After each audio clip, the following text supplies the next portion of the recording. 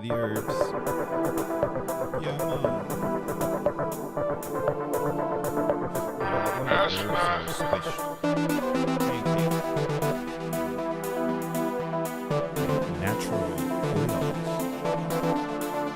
Please look for a piece of wax paper. Yum. Delicious. What's up, yo? We'll turn this music down. What up, Rolando? What up, Lita? Kicked it off asking what's in the honey pot. I'm telling y'all, man, watch. If you're a cannabis consumer, you're gonna see it. This your boy Crypto, bruh. I don't just call crypto. All right, we're calling cannabis too. I'm telling you. Electronics are up next.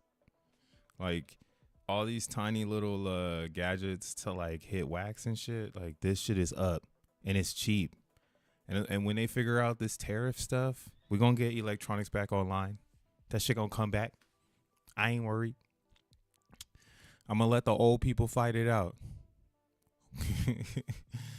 What's up, y'all? This your boy Crypto Bruh, aka Mo World Peace, the DJ / producer, coming back again with another one of these videos live on YouTube. X. We talk about the Zen world and its relationship to the mainstream market. So the game is backwards. Everybody thinks it's about the other coins, but they just don't know about Zen yet. And then one day they're going to find out and they're going to all be here trying to figure it out. So we just learning before the crowd, you know. I like to maybe you recognize this too in your life. Maybe you're just walking around, you know, you go in your favorite food spot, you walk in, you go, wow, there's nobody in here. And then you turn around and there's a crowd line. You beat the line. All right. That's being in Zen every day. Every time you take a new action in Zen, every day, you hit the flywheel. You feel me? That's part of the journey. And it's a, you know, I mean, Zen has its spiritual side, which I think came before its physical side. Like now it's becoming very physical, but the hashing of Zen, or like the talking about what it is, like up until maybe a few months ago, was really just like, how does it make you feel? You know, kind of like you're talking to a therapist and it's like, yo, is Zen in the room with you? Right? Spiritually, yeah, it's a great coin. All the fair principles check off and make it as fair as possible. Nothing about Zen is not fair. The only thing that's not fair is you're not born. So, you know, if you're watching this in the future, I'm sorry that you just got to it. That's how I feel when I watch shit from Bitcoin era in 2011 and 12, because I was there, but mentally I was not there. And I'm like, you know, it's like watching Interstellar and you're in the fifth dimension, like, no. But yeah, you're fucking late, fool. You should have been born right now. So if you are here right now, you do have the blood clicking and flicking through your veins and you can access the internet. Yeah, Zen is probably going to be the best thing happening in for the next 10 years. Everything about it is fair, down to the contract. If you want to go and read the contract, you can read the contract. You can read the contract. They used to say that back in the day. I think the Gen Zers, the Zoomers, they call them. We got boomers and Zoomers. Again, millennials, we're metal. My generation's forgotten about it. I'm just going to keep it a buck. We're the metal of this motherfucker. I think, yeah, you had the Zennials, then the millennials. We're ushering in the next era of this 100 years. And that's why, again, I think Zen as a contract is a work of art. A lot of people don't look at contracts anymore because, again, they dumb down the users. I can't believe I survived. Sometimes I'm thinking that in my head. I'm like, damn, there used to be a time where everybody around me was afraid to leap forward. They're all like, nah, man, we like this comfortable stuff. Why don't we just keep it comfortable? right? XEN is a very uncomfortable token because there's a lot of parameters to learn about, right? All of these parameters that you see right here, these public constants, shout outs to the constant. All of these things are what makes XEN the most fair token ever created, right? They say 400 lines of code. I haven't actually ever double checked to see if it is. It's more than 400 lines. It looks like it's 426 lines, but we'll summarize and say 400 lines of code. No, that's my first time actually looking to see how many lines of code there was. But this first part right here, the public constants, that's what makes XEN the most fair. It's essentially grabbing time when the contract released, and all of that time is what creates new coins, right? You plop right into the middle of the minting mix every single day. And what we're seeing right now is a little bit of a recovery. This is pretty outrageous. XEN is up 4% in the last 24 hours. If we go look at the mainstream market, let's see. We got Bitcoin down actually 6%, 0.6%. We got ETH up. So it looks like we're getting a little bit of an alt season in the middle of a pullback. Getting a little little dead cat bounce. So yeah, that's probably why we're seeing XEN go up. It's caught in the mix again with the mainstream market, so it's getting some relief. Great time to take profits, I guess. If you want to get the fuck out, do it now before tomorrow, or maybe again this could be what they call bullish diversions, right? Everything is we're moving bullish, but maybe so, maybe no. Some people think we need to pull back. They said tomorrow needs to be a sell the news event. So it's kind of leading into it already. And you can see it, like everything's like starting to be weird. And tomorrow essentially is just like some stupid crypto summit. The wigs are getting together. They're going to go down to Washington. We're going down to Washington. It's like everything Satoshi said. It's not what Satoshi said, though. That's what the cypherpunks were saying. Satoshi wanted Bitcoin to be perfect. He knew, or she knew, or they knew how to deliver the package. That's all Satoshi did. How he was the mastermind, right? We need this package. James Bond. And it's fucking Satoshi Nakamoto. I know how to package that hash. Give it to me how. That's essentially how I pictured the exchange of the hash information. But we're way far away from that shit. So yeah, Bitcoin is weird, and it's really moving with economists now. So now that's why, again, they're cliffhanging the fuck out of Bitcoin because it can go up, but there's a lot more money to the downside because crypto is full of idiots and nobody wants to go back to fiat, right? I'm not going back to fiat. There's no way. No sirree, Bob. Hell to the nah, right? So I'm also looking at this opportunity because I think this is more of an opportunity to position yourself for whatever comes next, right? Whether it go up or down. Now is the time, right? And what's funny is you'll have things like XEN that everyone is overlooking because they don't understand it. That's the shit you want in your wallet, right? You want to get the XEN coin, so you have the the thing no one understands. So once the mainstream market decides to figure out, which direction it's heading, because I'm sure this is a small window. This window of opportunity, it's tiny. It's this 200. They're going to keep it probably above this 200, but the 200, as you can see, is at 82,000. So that would shake the boat as a sell the news event, right? That's what everybody actually wants. They want to see it get oversold on the RSI. I'm just channeling back all these people I listen to. That's Bitcoin. Bitcoin is one big game of telephone. So, you could hear it how you want to hear it. I think going long on Bitcoin is fine. And after hearing a lot of different takes, seeing which way this, or who's saying the best message in Bitcoin, right? We get it, Satoshi's vision. But that's not real in this moment.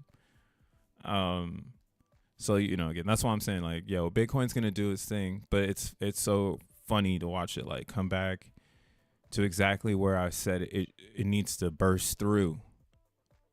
So where I said if we get through, like, this was way back here, though, like, after we went up to 73 again and didn't get it, I was like, yeah, if Bitcoin's going to reverse, it's got to punch through to the upside because it's unbelievable. Like, people don't believe in it.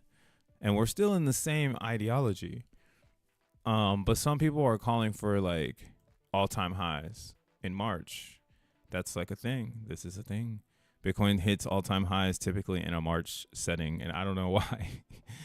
I don't know why. I'm not an economist that looks at traditional finance that's not going to merge it with Bitcoin. I'm sure we'll get those, like, relationships very soon because this is all they're hanging on to. Bitcoin's, like, at the end of its, like, public phase. It's 100% turning into a private good. Like, if you want to be private, you need to get your Bitcoins now because it's going to go up. They're designing it to be a linear power law object. I got too much research on that shit now, and I believe them. I also believe them. It makes sense, and it's, like, funny because I hate Bitcoin, but I love Bitcoin. I love it. It's creation. But I hate how many people are in the cookie jar. But, you know, as you get older, I guess, and you start to understand how each department essentially works to keep the you know, the utility of Bitcoin up or functioning and whatnot. You know, they oscillate all-star games. You know, sometimes it is the hash rate that's got everybody happy about the price of Bitcoin. Sometimes it is the, you know, meme narrative like ordinals and taproots, and sometimes it will need foundational understanding. It will need principle, subject. You know, that's why I'm thinking right now we're getting the real Satoshi. The real Satoshi is happening right now, making clarity of what's happening. Right? That's what Satoshi packaged and shipped to the planet Earth. What is this hash and how does it work? How does it make sense and why is it valuable? Right? Everybody right now is literally Satoshi trying to tell you what's going to happen next. But I do believe the economists are the fucking gigabrains. They're the ones that are, like, allowing like a Jack Levin, in my opinion, to build. Right? They're like it's like you hear it in that this I've been packaged this 10 years ago, so they start hearing it come back. It's pretty funny. Like, oh yeah, just go 10 years on Bitcoin. Right? If we look at that, I think I was looking at yesterday, what was it? Yeah,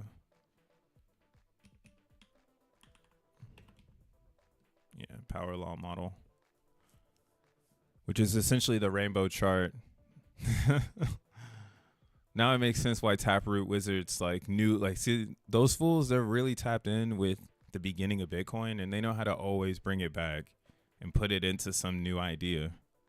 That's why I need to get a quantum cat already. I'm snoozing on the quantum cat. Yo, what's up, Savon? What up, Sandman? We got Dank in the sesh. Yeah, welcome to the sesh. What up, Frosty? What it do? Don't forget to smash the like. Always, wherever you are in the universe, hit it for come to YouTube. If you're on X, who cares about X, bro? That shit's a fried factory of bananas, not even plantains. So sometimes it's funny, but it ain't hitting like it used to be. Maybe when a new social currency like XEN finally comes back into rotation, it'll be fun again. Because people will be speaking enlightenment more than greed and we don't know what we're holding on to. That's what I hear in the X spaces, like on other streams and stuff, like other coins. Feels like everyone is trying to figure out what to hang on to, and they're like hanging on to voices. Like, all right, time travel with me for a second. Like, imagine there's a there obviously is a podcast voice, where if you have a certain voice, you know, I could just hire you to say ABC 1 2 3, and people would just listen because, you know, their vibrations are dumbed down to a point where like that resonates with them. And we've dumbed down the podcast concept because again, it's like DJing. In the DJ world, when I first started, the equipment was at the club, and if you didn't have $10,000, $15,000 to buy equipment, you know, if you didn't get hand down some equipment, like you wasn't just getting equipment unless you could open up a line of credit and all this other shit, you know. So it's the same ideology. Like, oh yeah, where I'm getting to is eventually they scaled equipment. Now everybody has a DJ set up, right? So now everyone's a DJ. Scaling is in. The same has happened in podcasts where everybody didn't have access to shit. Then they figured out what everybody liked. Then they bundled it together. Then they gave it to everybody. Now podcasting scaled. So everybody got a voice. And then you listen to X, you watch the YouTubes, you see how everybody has this like consistent vibe or whatever. And that's kind of where I'm like at with this like idea that that group that group doesn't know what they're hanging on to. That's why you can make your or everything's going to go private. Zen's going to be more private than public in the beginning. It's already started like that. And it's so funny. Like, people want Zen to be so public. That shit is private. Private. XNT might be very public. That's why we'll talk about it later. Like, I started to get really bullish on XNT yesterday, where I'm like, dude, how much Zen am I going to have to burn? Because we have the Bitcoin narrative in so many different places that, like, if it's also in the XNT, it just makes total sense that actually that's the winner, you know. But that's the greed talking. You know, I already have a lot of it, so I shouldn't be thinking like, how do I get the most? But yeah, I was getting really bullish last night. But yeah, so again, the thing that you're holding on to in Bitcoin is this power law. This is the rainbow chart. This is what everybody cares about in Bitcoin. Oh, they don't let me see it here. I gotta upgrade. Shawty, let me upgrade ya. No, I'm good. But essentially, like, it does make sense. It makes it predictable, and then what it does that I'm trying to channel here is it gives people an outlook of prediction to change assets. And over time, what we're seeing right now, like, it's kind of funny to think about it. Like, yeah, the reason why there was so much price appreciation in the beginning was because that was the most risk in the power law. It only gets tighter and tighter because the assets get smaller and smaller. People are trading less and less Bitcoins, or they're moving less and less Bitcoins. Like, the Bitcoin is becoming more valuable, but you spend less of it to get more shit. And this is what they were saying. Like, it's going to become the biggest asset class in the whole world because it's going to eat essentially everything. Bitcoin eats everything, eats every single market. Starts with real estate. We price real estate in a Bitcoin, and we change the way the economy functions off a commodity, which never existed before, that now everybody like believes is honey, you know? Like, now, because that's just what it is. It's like, why have we, I've been watching some shit, putting it in my brain, then going and reading and doing the math. And I'm like, yeah, why haven't we? Zen, shout out to Dang with the 5. I appreciate it, bro. We'll take a dab in your honor. But yeah, like, so this is where Zen is too. That's why I'm like, oh, Zen is going to fall into this power law shit. We're just reversed. We have a different story that comes inside of the crypto space. This is why it's never been seen before. Everybody here said the same shit in the beginning, bro. Everyone says, I've never seen it like this before. You probably remember hearing that. Even right now, people are still saying, I've never seen anything like this before. Where it goes opposite.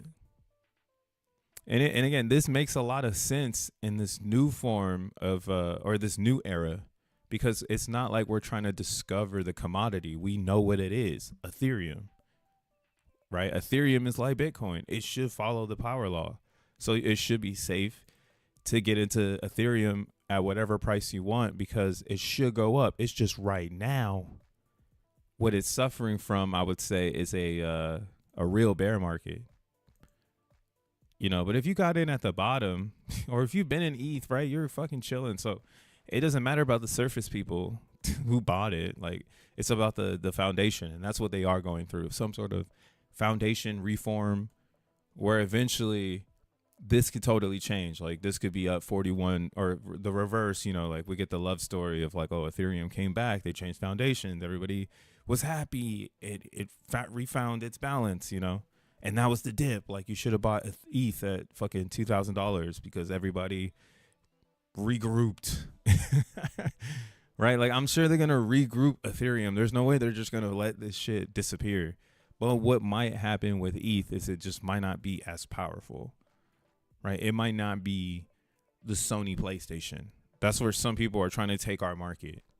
Like, some people want to take the Bitcoin to that level where it's the biggest. And I do think it could be that.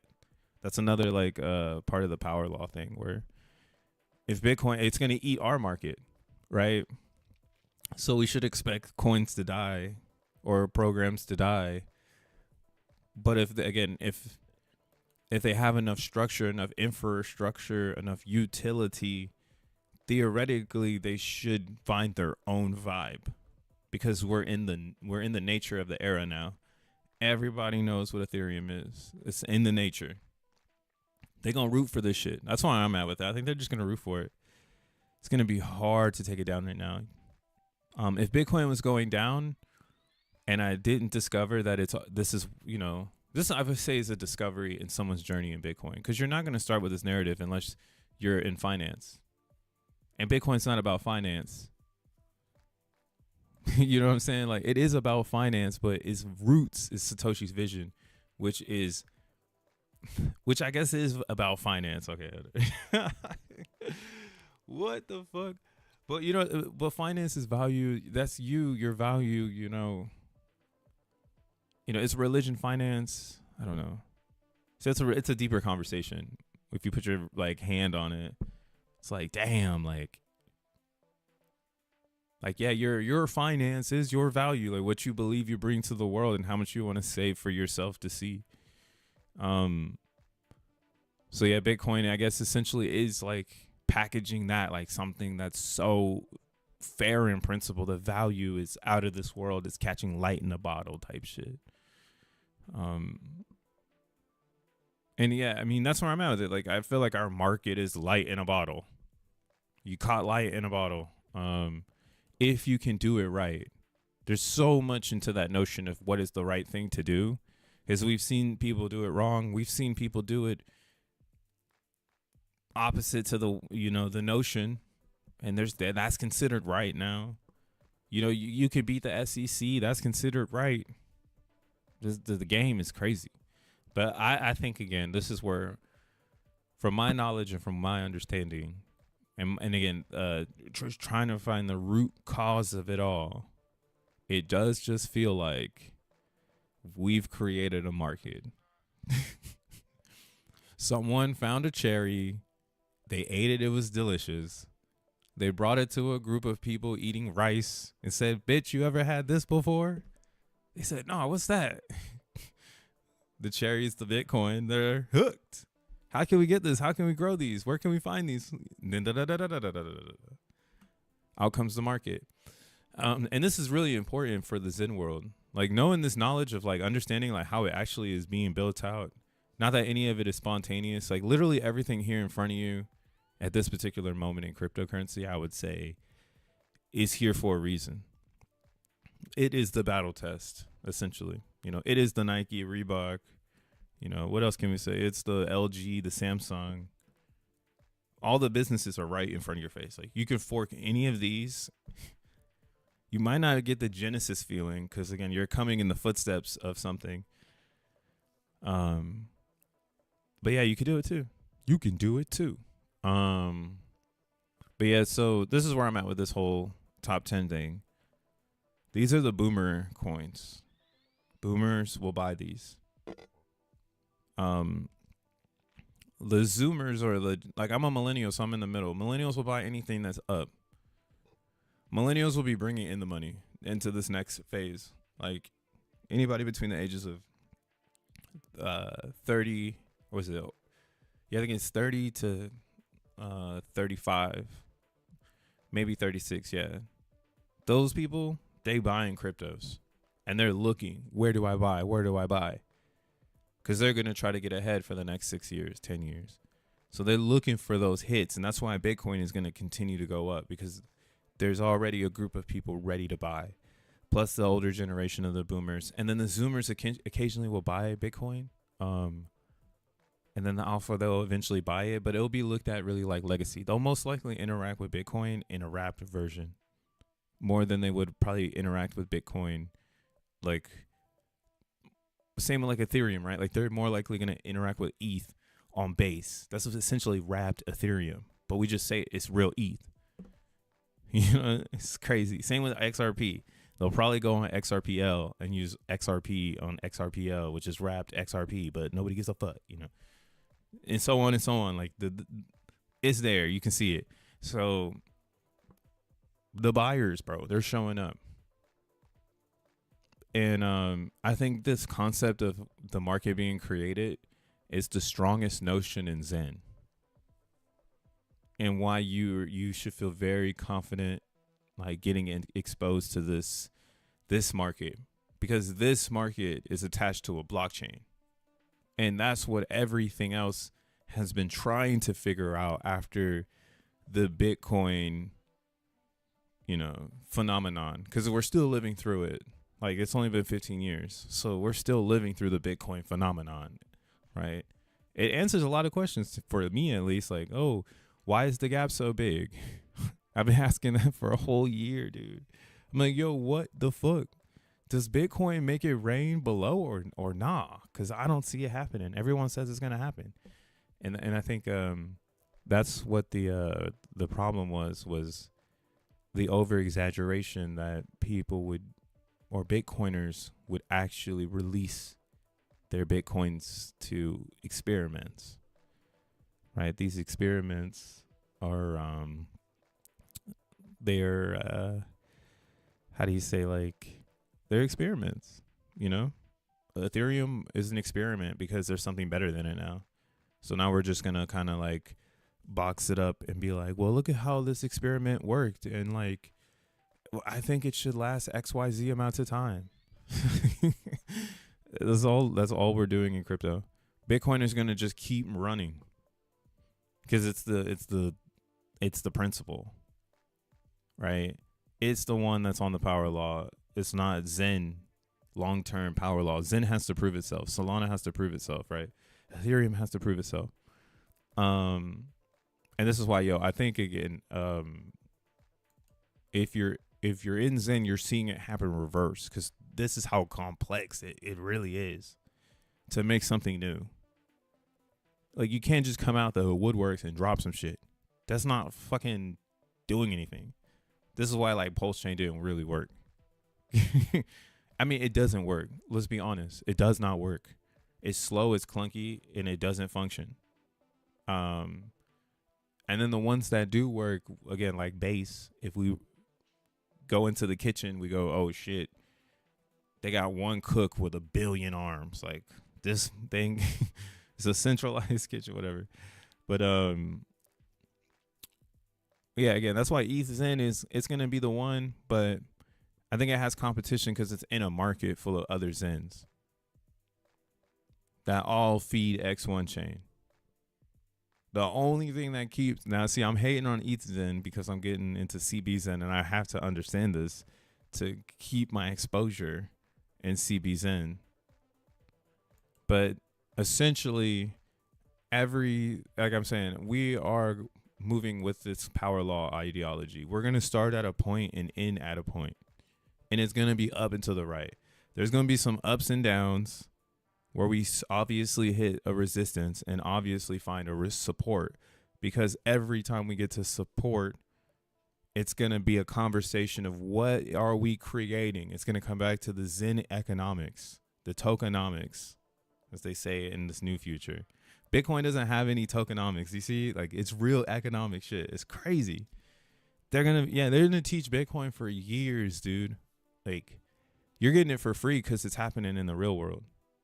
Or right now, like, this is the real world. But in the future life, they'll probably, like, every economist who wins and they can keep the message going in their family or something.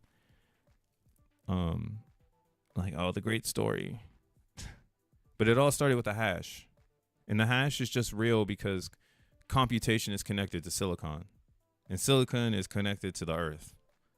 So that's like a real resource. That's finding the Tesseract. Finding the hash is essentially like that. In Marvel, everyone's looking for that new energy that's going to change the world. Bitcoin is that. It's just not glowing. It's something you really can't see or feel, you know. It's just the thing that everybody agrees on. And it's because of the scientific paper of how it's created, right? And that is the power law, bitch. Like, I'm like, yo, Zen has that shit, man. It's the G rank, bro. No other. Some people used to say the G rank copied Hex's T rank, but the problem with that, what's that thing called? Hex daily something. Like, this is what I mean. Like, a lot of people will probably attack and be like, yo, Hex, because now, like, I talk about Zen like it's staking. Because I actually think, yo, this is the best staking you got. The next best staking to Zen is going to be XNT staking. So that's why it's like, yo, the temptation to burn all your Zen, if XNT is epic, it's going to be a very high, you know, thing. And they might not, and that's what they might not even do it. We don't even know what's going to happen. Let me shut the fuck up. Yeah, who knows? The auction might be the only way. The 30-day auction where only once a month will people be able to actually make new XNT tokens. Unless you're burning automatically. And it won't, like, you know what I'm saying? It won't be like this is just my thought. I don't know what it is. But you know how they said there's going to be 300 million XNT in an auction? I'm thinking like, yo, what if that 300 million XNT auction is based daily on burn percentages through an oracle, and then when there's a moon party, you get to the ability to burn all this extra shit on top of your Zen, you know, to amp up your burn exposure. You know, I don't really know how they could do it, but there's a lot of ways to play it to make it fair. But I think it starts with how much is burned a day. And like it's like almost like adding a ticket into a pool. Like every time you burn a Zen coin, it'd be like just adding a new ticket to the pool. And you have no clue how big the pool is going to get. No one does. That's the fairest part of it. Right? That's the Dutch auction part. Where every day you're burning and you're just like, what the fuck is going on? Right? And then we see it. At the end, everybody goes in. Right at the end, you have the snipers sniping. But that's why you would get an advantage. Well, I don't know. The advantage is that all the Zen's going to disappear. There's your advantage. I don't know. But that's all you guys are going to burn everything. That's why I'm like, yo, XNT staking might be very bullish. So you might want to get some Zen that you're really going to burn. I know right now most of the Zen I have, I want to keep staking for years. Because that's the greed is now it's the time to get the inflation because it's out there. So you can stack it up, you can stake it and keep going. But yeah, again, you might want to, when we get to that moment, we'll divide it and we'll see where we are. But yeah, this T-share thing, some people try to like tell me like that we stole the G rank from the T-shares. Because essentially the T-shares is how much it costs to gain a share of the staking pool. So you need 41 hex to enter the staking pool. Now I can see where the confusion comes from because our G rank, you get assigned a G rank when you make a claim, but that is just your place in the pool. It's not how much you have to spend to get in the pool. Right? That's how the Hex one works. You got to spend $159 to just get in.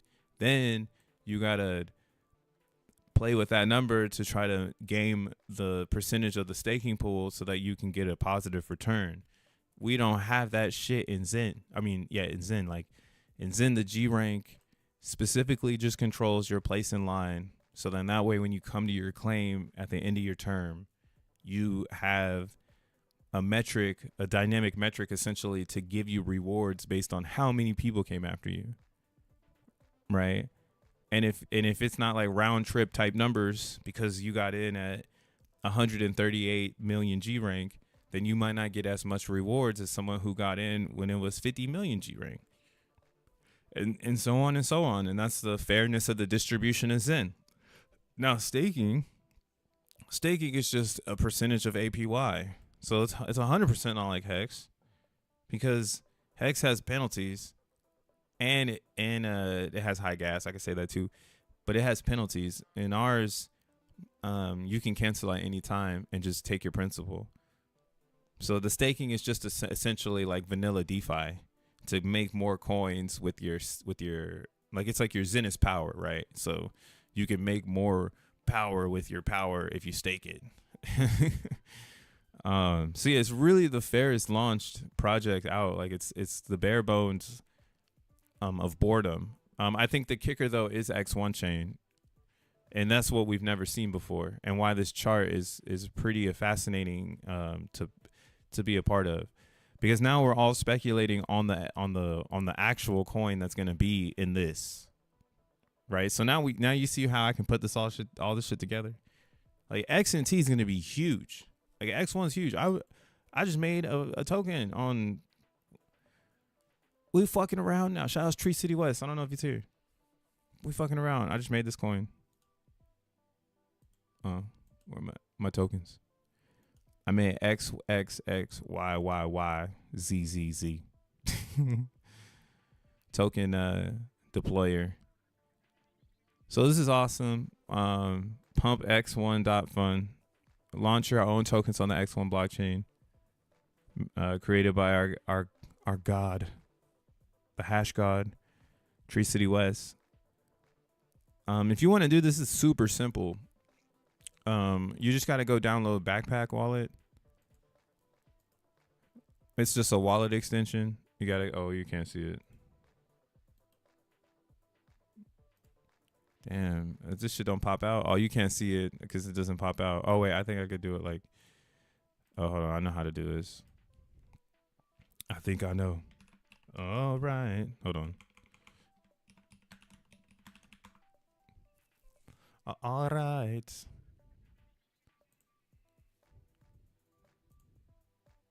Oh, nope. That ain't it.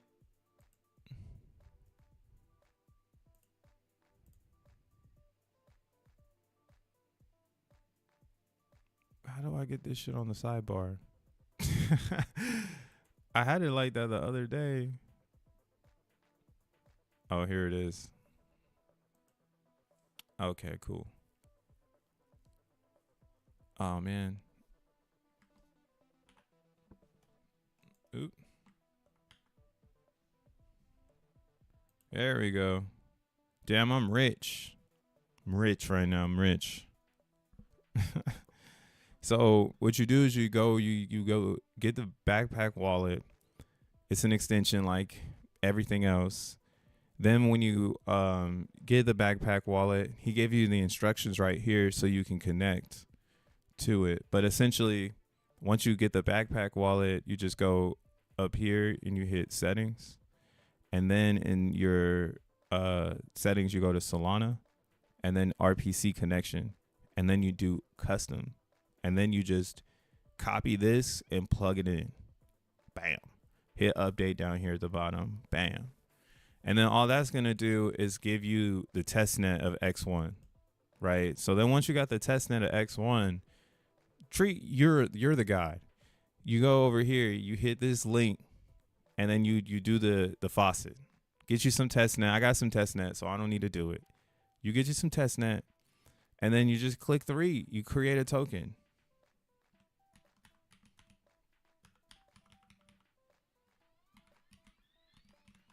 Crypto Brush Show Coin. We're going to call it CBC or CBSC. And I'm going to put Joe Mama. Ooh, right on chain. Dot XYZ. All right. And then we could choose a photo. Let's choose a photo. Oh, you can't see the photo? It's fine. I'm going to put this vampire girl. All right. Oh, I got to connect my wallet. I think you could just hit Phantom. No? Hold on. Hold up. Hold up. All right, here we go. All right, we're going to do CB show token. Yeah, that's cooler. CB show token. I'm going to call it SBS. Yeah, CBST.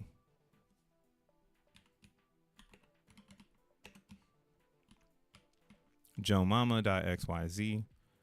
And then hot vampire chick. All right, and then we come down here. They got instructions. Now this is the one thing I'm gonna say, Tree, you ain't got no price on here.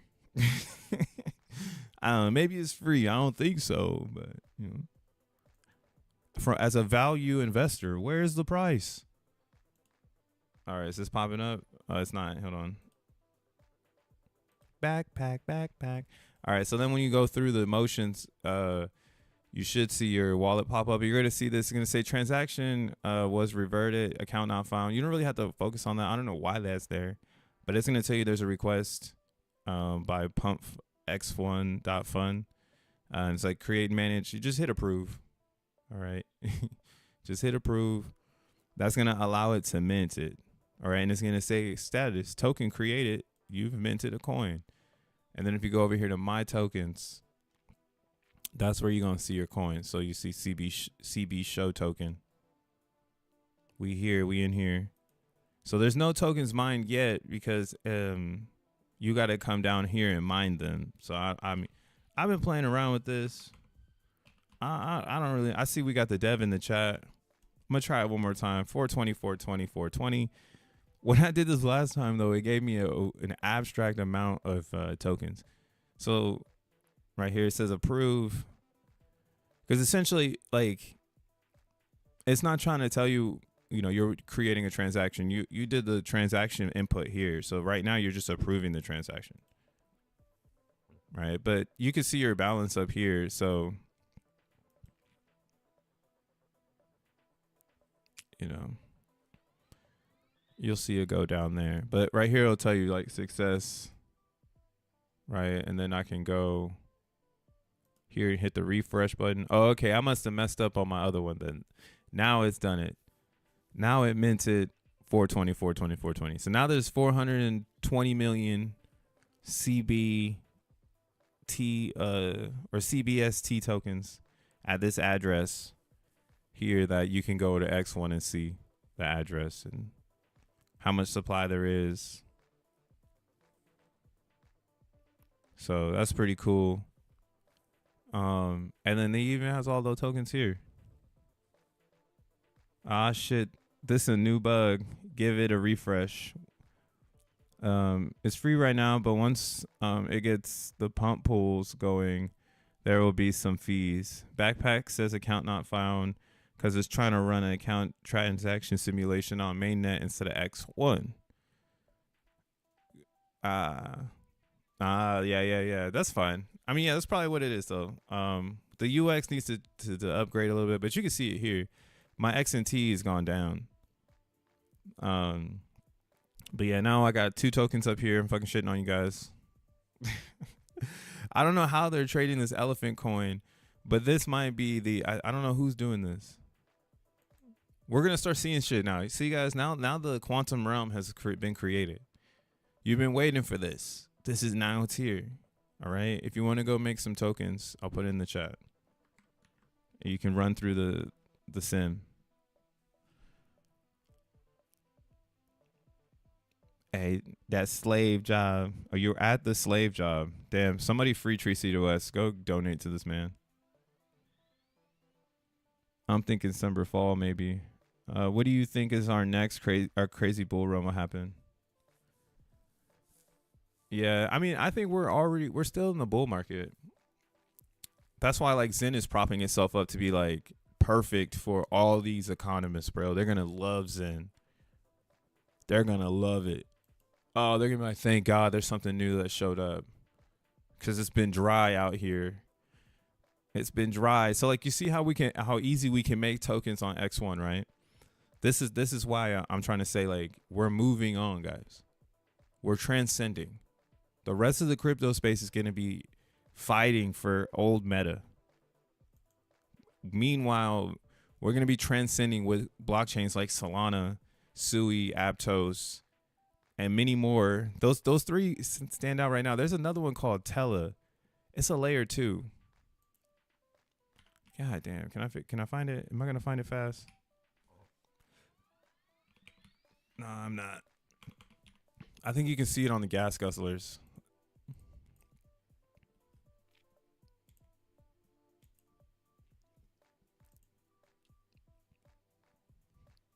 There's one here that I'm trying to keep my eye on.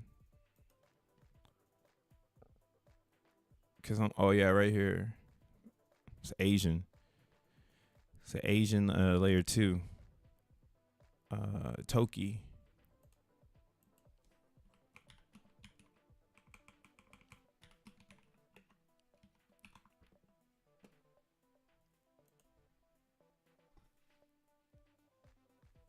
Oh no. Layer 2 faucet for the. See, that's what I'm saying. We need cuter faucets too. Look at this faucet compared to the X1 faucet. X1 faucet is rugged, but this one's like a VC funded faucet. That's the difference. The main difference. Yeah, Takiko. I don't know how to really say it. But what's funny about this specific one for me, at least, is that they're doing work, like they're pushing and shipping product. So and they're out here, you know, they're just like base. They just don't have Zen on it. So I'm paying attention to them. Because this is where I'm at with the whole Ethereum thing. There's gonna be people who build because there's money to be made because they're saying we're gonna give it funding. Now it might not be trapping out the best narrative, but there'll always be many candy stores, you know. So that will be kind of like the reason to keep your eye on a project because it might join the candy store. But see, in the Zen world, it might. This is why, or how do you say this? This is why Zen is designed the way it's designed to make people fatigued, exhausted, and then at some point, when everybody is fatigued and exhausted, it comes back to its basic principles. Every time it hits those basic principles, depending on the chain and how much resistance that chain is giving, an economy can be born, right? We still, and that's why we haven't seen Zen with an actual blockchain attached to it. And I think it's doing really well for no blockchain. Like, even though it's all come down here, theoretically, you could have bought, if you would have kept your eye on it and you had this thought, like which we have all now. Like, if you had the thought we had now, I'm going to buy Zen here because it's going to have a top so I can sell here. And then I'll buy Zen here because it's going to have a top and I'm going to sell here. Right. And the same for this one. And this was all somebody just getting in with like $100,000, I think. Yeah, because $1 million is going to move this chart like crazy. So 100K is the best you can do. And that's why, again, ETH is going to be nuts because Ethereum is going to be expensive. So, yeah, you don't need that much Zen over here. Maybe 10 billion. If you had 10 billion Zen and you just keep it staking every 90 days, you'll probably do really well like in the next like few years. Because like again, it's gonna catch on. People are gonna burn all their fucking Zen for X1 chain. And then if you're the last man standing in the next 2 to 3 years, you're the person people are looking to shake out. because the supply won't be coming from the minters any longer. It only be coming from a staker. So yeah, that's what I'm hodling for. I'm hodling for the future of the AMP, this AMP going to 1. I think that future is huge. Way more, and that's what you're getting time to get into. You're getting time to get into this AMP, but you're losing time to get extra coins like the APY. Like that's a given free common to get extra coins. You just need to get some Zen. So if you haven't minted the Zen, and you get the double whammy, congratulations, right? You got to go out and get the Zen. Oh, look at that, man. 174. We've been round tripping 175, and now it's at 174 because everybody's staking, or maybe some people are burning. It's probably staking though. See, this is what I mean about Zen. You see how now you can just like look at things if you really start to follow it, and maybe I'll make a video if people want it. I've been trying to see if this is even real. No one's done it. I might be the only person looking at it like this. But maybe there is a video that needs to be made for like, what are you looking at? Because there's so many numbers and so many people believing so many different ways, but everyone's starting to understand. Like I got into a back and forth with someone because they thought they can make 3 billion Zen coins in the future. I was like, dude, that's only happening if people make C ranks, and people will only make C ranks if there's like a Black Swan event to like make Zen. It's like on base, the Black Swan event right now is the fact that people like clicking. So 2 million C ranks on base yesterday is insane. But already being back at like 916, like almost back to 1 million. This is pretty crazy. This is what I'm saying though. So you see how this one has millions? I'm talking millions of C ranks. Now I'm starting to see some of my mints from CBZen. I'm starting to see them get to like first year numbers. So you see these ones that are coming out in 148 days. They're at 5 billion. They were at 4 billion, but they ended up getting 5 billion or an extra billion worth of Zen because the C rank is 72. And now like everybody pushed the C rank, or 72 million. So now the C rank is 138 million. Right. So and everybody is pumping it right now. So these are the things that you have to account for your future of C ranking. Because if you're not already minted, right? This mint went in. What day did this happen? It says it right. Well, I guess I could hit it like this. Oh man.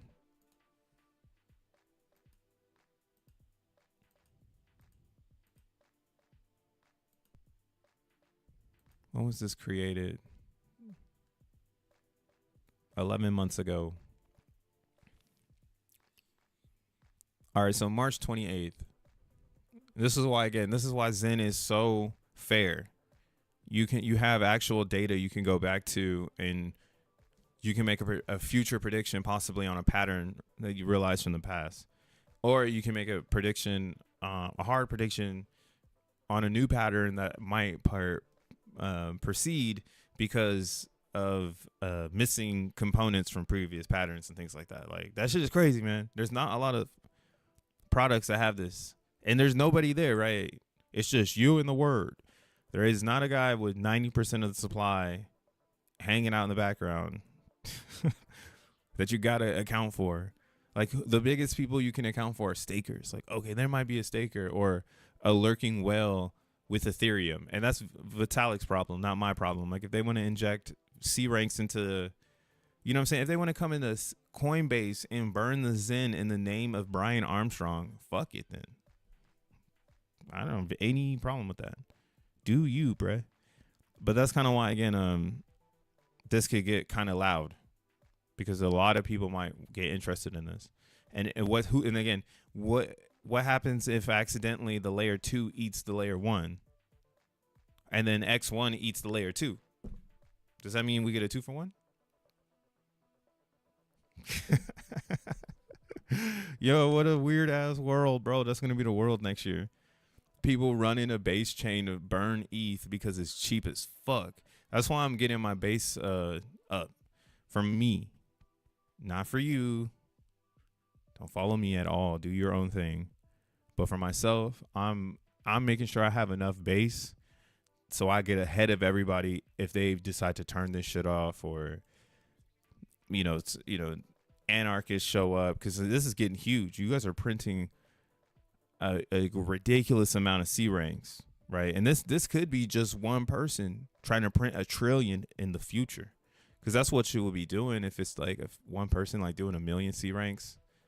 They have scripts. That's what it is too. People have scripts. I just can't find and this is the part that sucks. Like, I wish I had more understanding in base. I'm actually, I'm thinking about getting hard. Pause. I want to get more into Farcaster so I can get into the base community where the utility is, to see what we could do to help scale indexing, because everything is starting to slow down in the Zen thing because it's getting so giant. Right? It's like making it as easy for now, but like if you are moving through it, like right now you see all this stuff is loaded, but I'm getting so much of it that if I refresh the page, it wipes it away because it's using the wallet to index. So like you see now it's gone. This is a UX issue, but this is a problem. Like, see, now it's back. But yeah, that's gonna get worse. That's what my thought is. I'm like, oh man, this thing's gonna get huge. It's gonna be such a huge project on base. It's gonna get slow. It's gonna need scaling. But that's maybe like a year from now, and I think it'd be great if we can figure that part out. Like, can we keep CBZen profitable for people? Because right now it's still profitable for people who are minting at 16 cents. If you round trip, you're gonna make money in CBZen right now. Especially if you have people like myself, and there's others like me. So we're not going anywhere. I've actually started a new way of looking at it. I monitor the stakes now, and now I'm seeing who stakes more than me, or who's like in my staking world. So staking on CBZen has kind of died down from like being like a everyday thing.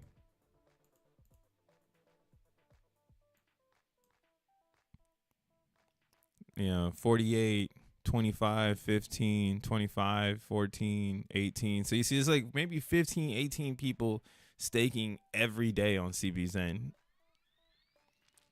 So it's a super small crowd, and it's super loud already from a size perception and from a volume perception. People seeing us trade because we've got a lot of honest activity.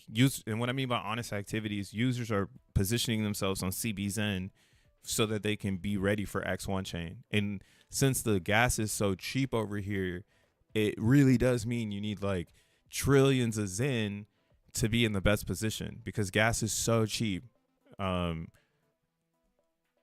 only a few things that I've talked about, where the only way for the staking class, or the only way for the market to balance, and one day I'm going to be able to articulate this shit and beat everybody to it. I already know it. But if we do a one-day thing, and right now we have like 1 million C ranks being made in a day. Let's say this becomes an average. Like, let's say for some reason it's really averaging like 1 million C ranks a day. And then the maximum you can get, some people are able to fit 300 VMUs. I'm just going to do what the UX does. If you can get more than that, you're great. You're godsend. So 7 million. Now the thing is let's say this stays consistent. As the C ranks grow, that's the only thing that's not plugged into this estimator, is the log part. of how slow does, or how do you say this? How many times if I go around trip and abuse the system, do I start to lose this minting reward? You know, and then if how many people enter the system while I'm doing this abuse, how much does that get cut out? Right. And but this is again, this is where the chaos comes into play, because no one's going to get that deep into the thought. They're just going to be able to lead people to the ocean, essentially. This is going to be an ocean type of discovery. You're going to be like, damn, why isn't this 7 million valued, you know, to the dollar? I mean, to the hour, or to the day, my bad. Because you can't make Zen in an hour, but you can make Zen in 24 hours. So in a daily, you know, sun up, sun down, you can make it. So this is where I think we're going to go towards. The chaos could only lead here before we're at a threshold where it really is like, yo, chill. And it sounds like, you know, it's almost like unbelievable. But yeah, like right now at these prices, at this Gwei, because this is the low Gwei right now. Like this is normal Gwei on base. You might get cents, but they've moved so much trading and they got so much stuff coming online that, yeah, it's around 28 cents round trip. So you'd want this to be that. But this is always going down. You see what I'm saying? Like Zen is programmed to be just become very expensive. To the common user, it's going to be very expensive. To the early getters, like you're going to be getting this shit like water. You should be already getting Zen like water. I mean, right now you can go get a shit ton of this shit. Nobody give a fuck. And everybody just look at you like you're crazy. What are you doing? Why are you buying that? You know? And I bet if you really started to put this scope on top of Zen, it would put a lot of people into the dirt, because they could never look at their favorite crypto as sophisticated as this. Because, like, again, their favorite crypto isn't sophisticated from the jump. It's a very basic, you know, like again, X1 chain, you can go and make a basic token. But sophisticated coins are the ones that are going to win on EVM 100. So again, that's why I'm like, yo, there's not enough CBZen for everybody to ride the most sophisticated wave. It's kind of wild. What up, Josh? Oh, you're a roach? The roach is in the house. People are already not claiming mints, and the AMP hasn't even hit 2,000 yet. Yeah, there's that too. People aren't claiming their mints, and they're all gonna have 1%. And that's another thing too. The 1% mints, that's gonna drive whales to maybe want to get those to be expensive. Like if I had a shit ton of those, and I knew I can come in and steal the market for a few weeks. Again, you can steal the market in all of these Zen things. You just need to cause a little bit of chaos on this G rank thing, and then just make everybody fall into the fucking place. And then if you make everybody fall into place, like they might naturally pump the Zen, because you just needed to give it the push. That's X1 chain. X1 chain is our push, and this is why, again, we've got one of the best markets in crypto. Everybody else has been delivering their token and asking Bitcoin for endorsement, because they're part of the Bitcoin market. That's why, again, people tell you Bitcoin makes our market. This is a fact, because it's the foundational principle. When everything doesn't make sense, we fall back on Bitcoin, and it has standards. It has power law. You know, you could apply those to other things, but they didn't come first, and they weren't created by economists. But there is one. It's called Cardano. I finally get it. I never understood Cardano until I got to this boring side of crypto. So this is a boomer coin. This is going to talk to a lot of people in traditional finance. They're going to love them some Cardano. Sheesh. 4,000%. Charles is rich. But yeah, principle-based coin is like Cardano. Everything else is not. Everything, and I mean, you could say that with Ripple, but Ripple forced itself into the top 3. Cardano is literally based on we made the coins, we hold the coins, we distribute the coins, like all by nature, no fabrication.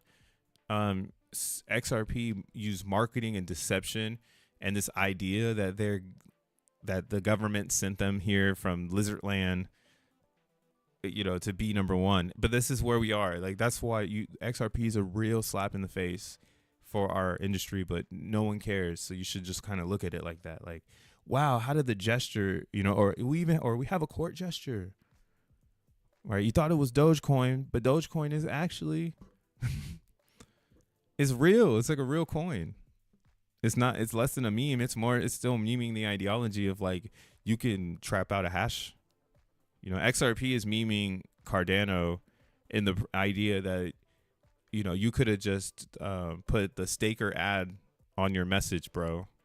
It's like, that's Cardano to XRP. You could have just put the staker ad on there, dog. Bro, why didn't you just buy a Super Bowl commercial? And then Charles is like, I'm Zen right now. Don't worry. Mathematics will play in my favor. I know how to speak 10 languages. And that shit worked, bro. That shit really worked. Look at him. Number 8. I'm not even mad.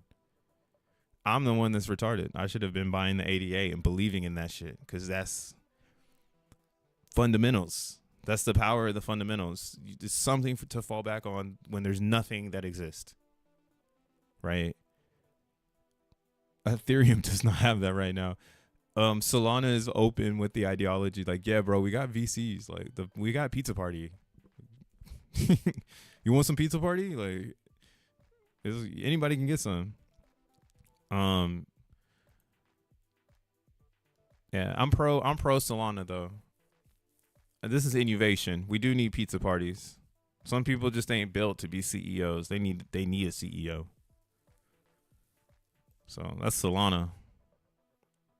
Damn. Ooh, it's getting pulled down. They trying to pull it down. That's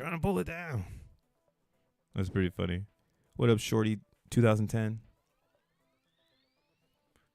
Good looks. What up, ENJ?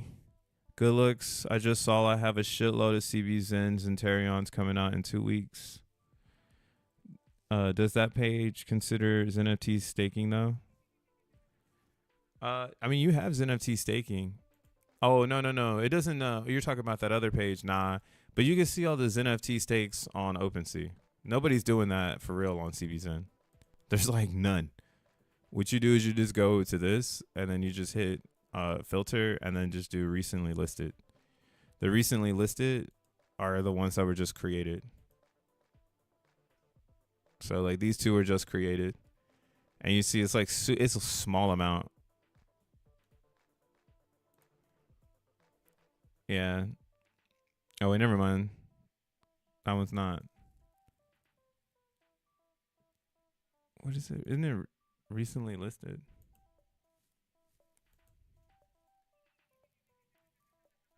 Most rare?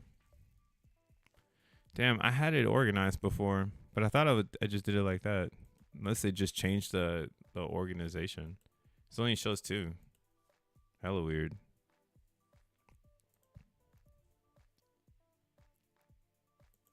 Well, there's not that many right now. That's the crazy part about it. There's only 1,000. But it still doesn't really matter.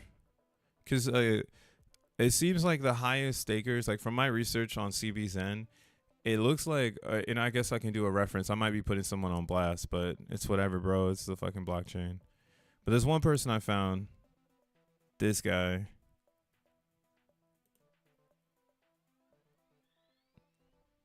This Cancun Cosmos.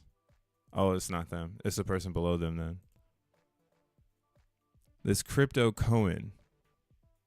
I don't know who Crypto Cohen is. Shout outs to you. But this person, they're on it. They got 14. So it's them and then somebody else. They just exited though. So I don't know what's up with that person. I don't think they're really down.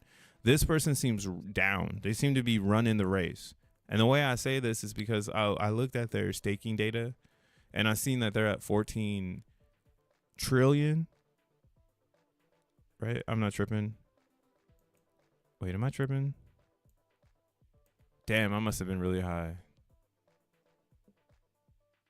Wait.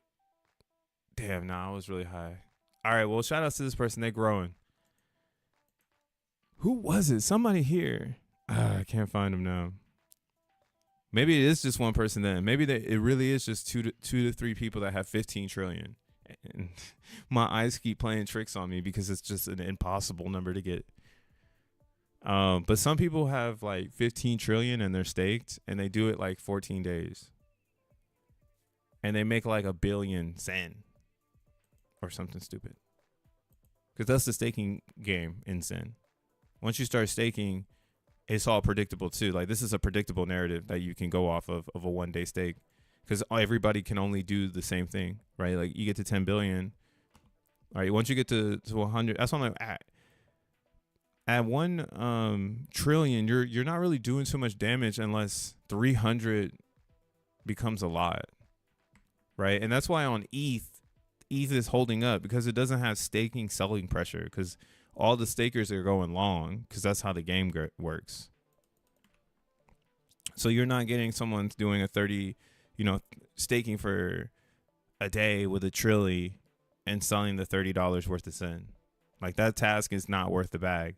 But if this 2x, like if we drop some zeros, right? If this went to 5 zeros and then this went to 2,900 instead of $29, then yeah, maybe you see people trying to grab a trillion, and dump it. But that's where we are with it. Like this number goes down as every 90 days. And that's why most people are more likely at this height of a staking pool to roll it over because it doesn't really make any sense unless, and that's where it's at. Then there's a fucking game in there because what if it does? Like, what if it does go up and I'm getting $2,900 worth of XEN a day because I'm staking, I have 1 trillion. Like, of course I should be selling that shit. That's $2,900 free dollars a day until it's over. So yeah, like that might be tempting to some people. Whereas some other people might say, nah, dude, I need to build the bag up and I can delay my gratification. Like I want that 2,900 to be 29,000. Like I'll wait for it to 2 to 3x more. So then that way I'm getting that daily. But who knows? Maybe, and this is the game, maybe it does really take a long time. Like it takes all the way until it's like 2. Right now it's at 2%. You got a trilly, and every day you get in 54 million. Right? And now like 54 million is like your legit bottom. So this is where I'm at with this ideology. The diminishing rewards and the staking is what's going to drive the prices in. And that's why the staking class is all that matters right now. We have nothing to do with the rest of the staking world. We're the most vanilla staking you can possibly do. You literally just buy the coin, throw it in the bitch. Now, vanilla staking, I'm saying on a cheap chain like base chain until it becomes expensive because it's either going to stay cheap or become expensive, either or. So while it's cheap, daily staking is a total win. So you could do that pennies. But you can buy a boatload of XEN and stake it for 1,000 days and basically try to outpace the staking the C rankers essentially, because you'll be the significant sell pressure because then it will be really hard to make 1 trillion. You can make 1 trillion XEN staking right now. I think still, but like only on base chain, because base chain is at 14. Base chain is right here.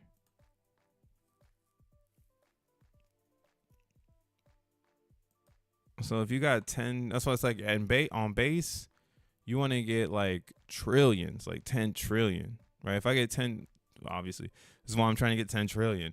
You get 3 billion XEN a day. This is at 11%, but at 14, yeah, you're still getting 3 billion. But you see, in 90 days, you're going to create. Well, let me do the math on my calculator. I'm acting like I could do this shit in my head. 93 times.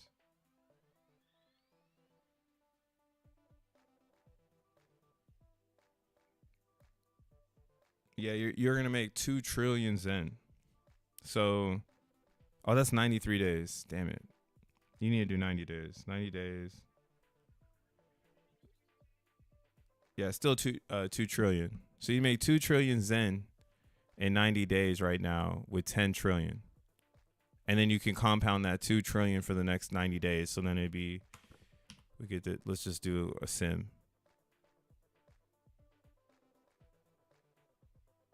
Yeah, you're still winning. That's what I mean. You're gonna be able to do a 2.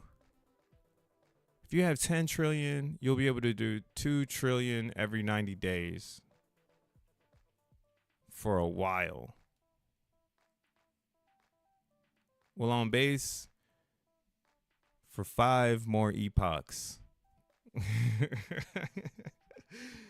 Bro, see, this is why Zen is cool, because Zen is on a calendar. So this is what I mean by predictable outcomes. Like, we actually have the ability to do this shit because of the way that it works. And these are hard numbers. These are super solid numbers that if you grabbed them out of the sky, you too can do this math and be like, oh, can I position myself?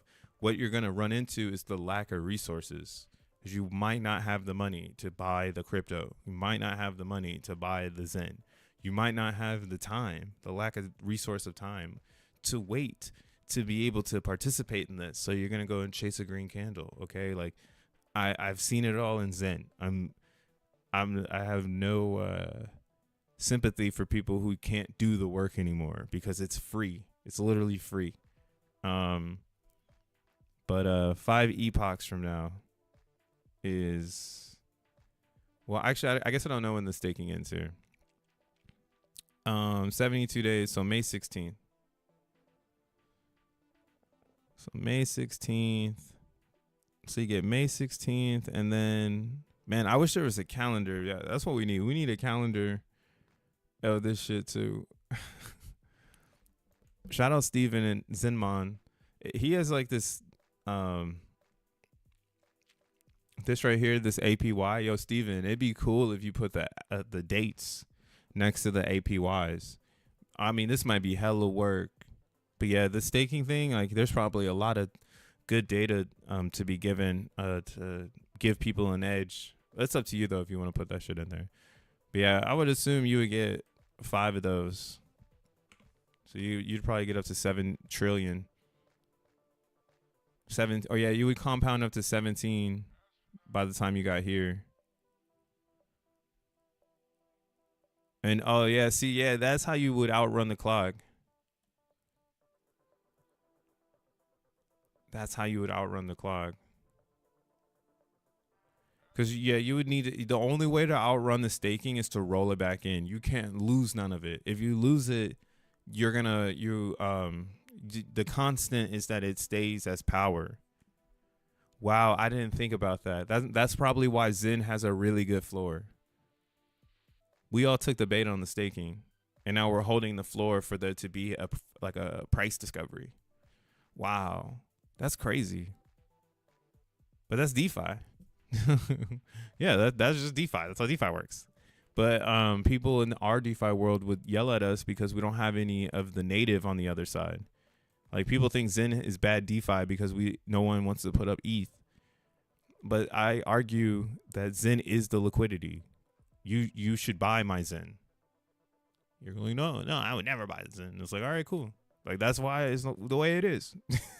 Until more people show up and realize they need to buy my Zen to beat time, to have resource, the more expensive it becomes. That's why if everyone just holds their Zen and doesn't, disrupt their resource and respect it, essentially you would be the most powerful player. And that's how all the villains are. All the villains are holding on to their Zen. There's probably not one villain in Zen right now not holding on to their shit. They're allowing the baby villains to sell. Like, you kind of think you're a villain. You're like running with the villains, but you're the one that we like. One must stay in the wreckage, brother. I'm the highest of the stakers. Damn, bro, you're high as shit. When everything doesn't make sense, I fall back on the Zen ecosystem. I gotta stake up my validator. Shout out to Rolando. Making the staking, that's tight. Making the validator. But yeah, that's like the future. You see, like it all leads back into one big bucket, and this is why people are missing out. Like, we're still very early to Zen. Like, there's still price performance to be had because not everybody is hip. And I think there's an opportunity in Ethereum. I think that's where our biggest opportunity is. Why I'm building position on CBZen is because I don't want to have to fight when there's a lot of attention over here. And there's going to be a lot of attention over here. So I'm getting my bag right now. I'm letting the little itty bitty robots, dump on me, sandwich my little buys, like it's whatever. It's pretty entertaining to see it happening, and it's entertaining when they give you the world, right? Whoever this is, they took the advice. DCA under $1 or $20, bro. Like, eventually some real person will show up and be like, oh my god, I need to suppress the price, and then they'll sell big like this, and then you just got to keep up your attitude. Something I was thinking about too, we might start seeing it where if people onboard people, the most liquid might come in the beginning of the month. I'm trying to see if that's a trend. But you see, like December, it was like the beginning of the month. But at January, yeah, it was the end of the month. Right? But the beginning of February was ambiguous, so I guess that's not a good one. Yeah, this is the beginning of September. The beginning of November, the beginning of July, after a very ugly. Oh, another thing I realized before I get up out of this bitch, check out all the Zen charts when you get a chance. Peep how every single one has conquered its bottom, except a few. This is ETH POW. Check this shit out. These fools had one bottom. Like, I went up here and I was like, oh, this was the other bottom. And then this is what made this the real bottom.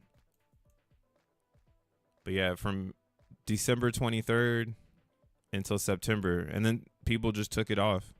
What I think it is the lack of knowledge in the Ethereum POW and the access. The market over there is being made by the users over there. So they're making their own market cap up. Shit's fucking wild.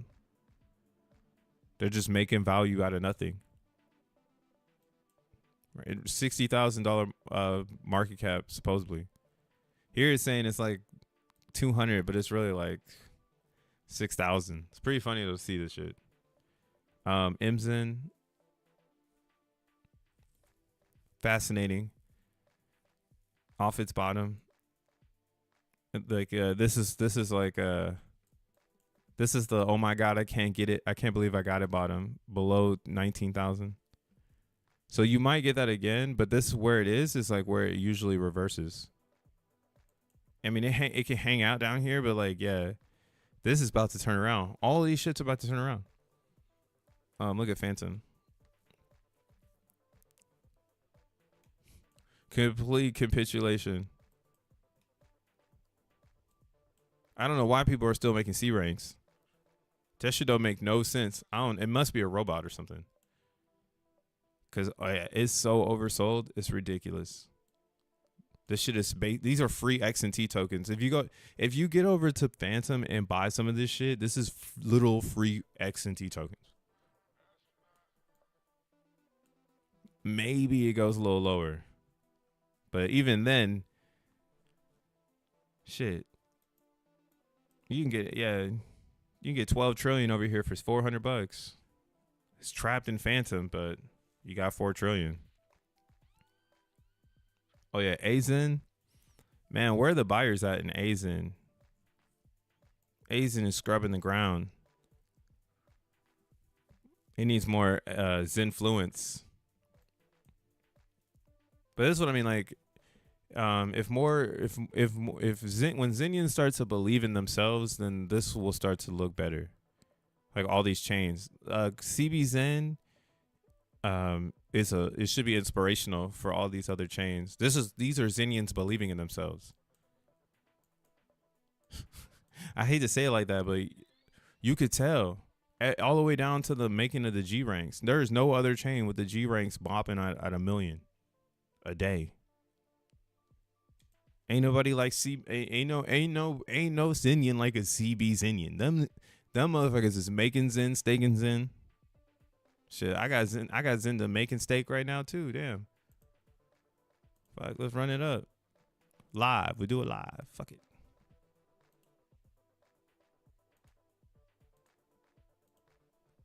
Oh, would you look at that? Under a penny. But see, this is what I'm saying. Like, this under a penny shit is what makes base attractive because it's good UX. I'm not paying to interact with the chain. They're going to make me pay, though. There's no way we're going to get this subsidized rate for much longer. I mean, I don't know how much longer it's going to last.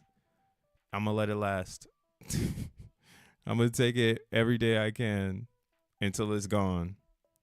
Same with NFTs. So like my strategy with NFTs now is just to make 10 a day. That way I can stay up on it where I'm going long with max mints, but I'm trying to keep my estimated fee roughly around 16 cents. If you can get it around 16 cents, that's bare. Sometimes you can get it lower in the middle of the night. You can go and shave 5 cents off your XeNFT, but that's what I mean. That's like if you're gonna stress your body out and stay up in the middle of the night to get a 5-cent discount, like you need to look in the mirror and ask yourself, what in the fuck am I really doing? Because I'm getting a 5-cent discount. Like, I think sleep is more important than the 5-cent discount. And these are the old natures of Zen. We had a lot of bargain hunters, but I'm assuming there's going to be a lot of go-getters and innovators coming into our space that they're not going to give a fuck about that concept. They're just going to want the best price, and the best price to make your Zen is going to be on base. Everywhere else, it's a little bit more expensive, and it's just harder to get to those networks. I mean, again, you can get to Optimism if you want to get over there, but this is why I'm pro base. Easy to get there. I'm easy to make. Just like that. Just like that. See, this thing's all fucked up, funky indexing. It like gave up, and then I had clicked it and clicked it again, and then it showed it all. But yeah, that funky indexing is just, it's a growing pain we're all going to have to grow with. But yo, you see how these ones all have 3 billion now? They're all back to normal. Some of them I have right here, they're at 4 billion. Maybe these ones will get there if everybody keeps making G ranks. But yeah, this is what's freaking me out. I'm like, yo, we're gonna get round trip because people keep making C ranks. They see the value in it. But I'm already in the pool, so I'm getting my Zen. It doesn't matter for me. It's when the big bang happens. Everyone in that big bang is gonna make less Zen than their neighbor. So it's just like, it's very unfortunate. Right, it's like right when the neighborhood it starts getting really busy, I'm gonna move out. I'm like, oh man, it's really busy in here. I'm gonna move out. I was getting it when it was 4 billion tickets.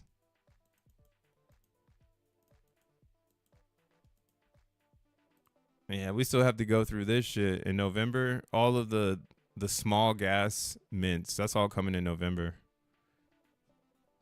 Small gas. See, that's the weird thing about CBZen. It's gonna have an era where there's not a lot of minting supply, and then out of nowhere, there's just gonna be all this fat ass supply coming out from people fucking making C ranks today. But this is where I'm laughing at this idea that those C ranks are just gonna be bought by stakers, and the stakers will just be using that to go further and further and further into the future. Look at XEN. Oh, I don't know. This hasn't updated in a while. Looks like No one's made a C rank unless it's just not updated. People make C ranks over here. What up, T Fitness? Avalanche is just dead, to be honest, until their VCs pump it. Feels like, I mean, I'm not really using it, but yeah, 5 hours ago, 5 days ago, a stake. We got a staker here.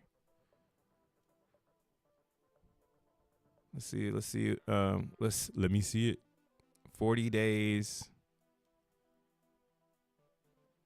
Man, I hate this UX. I hate when they don't show this the tokens.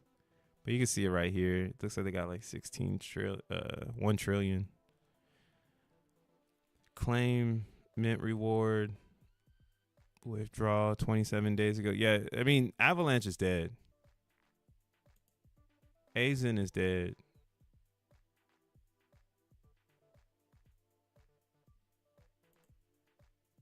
And it's nothing against it. It's just that it's like, it makes sense. There's nobody on Avalanche.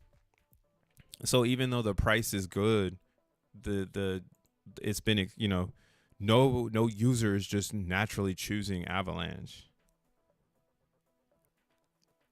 Like I'm solid. Like I'm solid. You want to be on base chain if you want to be on like the real side chains, then everything else is just for fun. It's just, or it's part of the economy. Like in the economy, you're gonna need other candy stores. You know, you're gonna need other sneaker stores.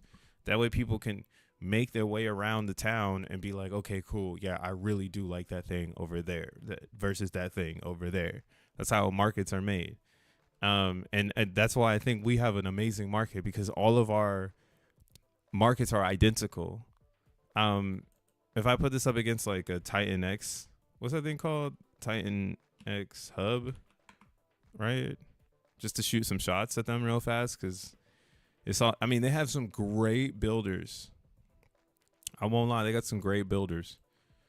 Hopefully some of these builders come over to X1 and want to build some cool shit that's progressive. But you see this right here? This almost is the ideology. It's almost like they knew what they wanted to do, but they lacked discipline. Jack Levin was very disciplined, or he has a good discipline in his computer science. One of those being the concept of vanilla, basic, bare bones, fair principle. You know, again, like you can see it, bare bones. By introducing the universe in Zen is our market, and we shop the best place to make the Zen. That's why it's important to know where you're going, so you don't end up in a dead zone. Right? You're going to end up in a desert like Avalanche because the G rank is low and you won't know how to read it to be like, oh, maybe I shouldn't be in Avalanche. Like, I would say that's like a thing. Like, yo, maybe you should go and open up every single, here, let's do this. We'll open up every single explore page for the Zen, and let's see who has current C ranks, or like who has current activity. Right? So we know that theirs was 2 hours ago on Avalanche. On Ethereum, transactions. All right, 43 seconds ago. That's pretty live. I mean, it was 6 minutes ago, which is kind of weird, but it is what it is. 43 seconds ago. 37 minutes ago on Binance. I'm going to rate it from fastest to slowest. 1 minute ago, Polygon. Look at them. OKX, nowhere to be found, of course. Landmine. Moonbeam, 6 hours ago. That's actually behind Avalanche, right? What's this? Eve Moss. Eric cannot determine contract. Man, does this contract worked or not? Let me see. Token transfers 9 months ago. Internal transactions. Some people say it works. I mean, they said they redeployed it. I mean, that's what I'm saying. I don't know what's going on with Eve Moss. Eve Moss going to the back of the line. Because that shit said 6 months. Phantom, 9 seconds ago. People over there claiming they're Zen live. It's actually more active than Polygon. And then this is the, okay, what's the Explorer? Is Eve W in the house? Eve W. Tell me the Explorer I need to use to see Eve W, because I never can see it. Oh, here we go. Pulse chain. Pulse chain got to be in the, just, you know, in the seconds ago. 11 minutes ago. All right, that's faster than Binance. OP 9 minutes ago. Just behind, just ahead of Pulse chain. Base 7 minutes ago. Doge chain.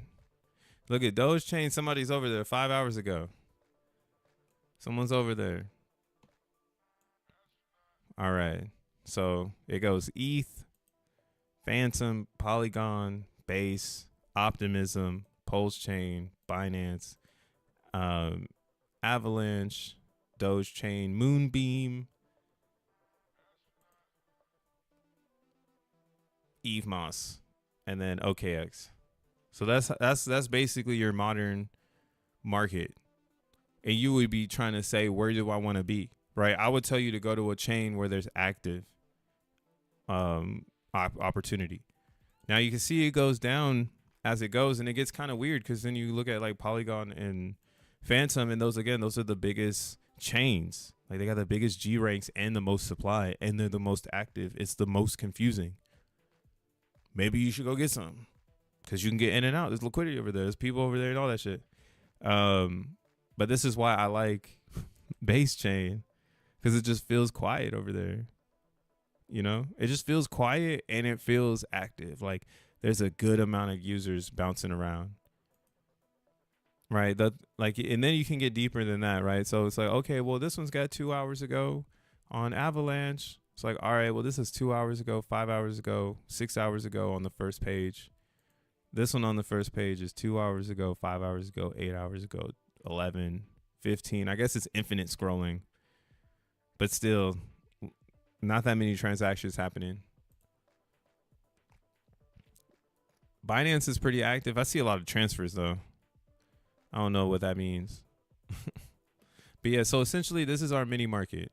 We have our own market inside of a market where a user who wants to get into Zen can go and find a blockchain that will fit, best fits their needs. And then from there, they can decide how much they want to put in towards that specific area of Zen. And you can grow either direction, right? You can make a lot of supply and become a staker, or you can make a lot of supply and become a seller. And do whatever you want to do. But yeah, I think again, CBZen has some of the best notions going forward. Like this, the chain is on display. It's the Zen we actually want. It is the Zen we actually want. We out to base. What up, Josh? CBZen minting party weekend. Yeah, I'm in it a lot. I'm in way too much. All the new CBZen I got to claim in the next couple weeks. I'm gonna put in the LP pools and keep minting and keep the same thing going deeper and deeper into the future. Yeah, that's cool. I want to put into the LP pool. I want someone to build a cool ass LP dApp. That'd be cool. I'm thinking staking would be better than an LP pool. Yeah, well, yeah, there's that. What's up, Frosty? That's why I'm staking. The LP pool, the thing about it is you're going to lose the Zen. So, like, because the original notion is you want to build LP with your natives. But that's kind of a classic way of looking at liquidity. Because there's that's just supply, no demand. Right? If you put in your ETH and your CBZen and there's no demand, then you're just going to have ETH sitting and CBZN sitting. And then it seems like right now the demand is heavy on the sell side. So maybe you put in some LP, but if you put in CBZN, I mean, you know what I'm saying? Like maybe it could outgrow it. But that's what I'm saying. At least in the staking, you know you're not going to lose your principal. Like, would I go in with my principal on CBZN staking? I'm going to come out with. But if I take this 3 trillion and put it into the pool LP, I might lose some of that principal, and then that messes up that messes up the science. Like the science is that you have to keep restaking your principal. You cannot, or you have to restake the rewards and increase your principal daily, compound that in order to get the most amount of Zen. And then I forget when it ends. Just so we can put it for anybody who wants to know when it ends. It's 1,620 days after. I always forget it. I need to mental math it. All right, so we got to double this up.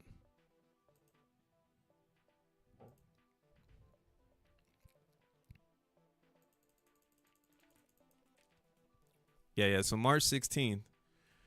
2027. So you still have 2 years of this staking madness, and that's why I think again, this actually makes a lot of sense. This could be why our price is propped up, because the staking game is a 2-year game. I mean, a 4-year game. Anybody who sees the value in the mining algorithm, essentially, if you see that as a value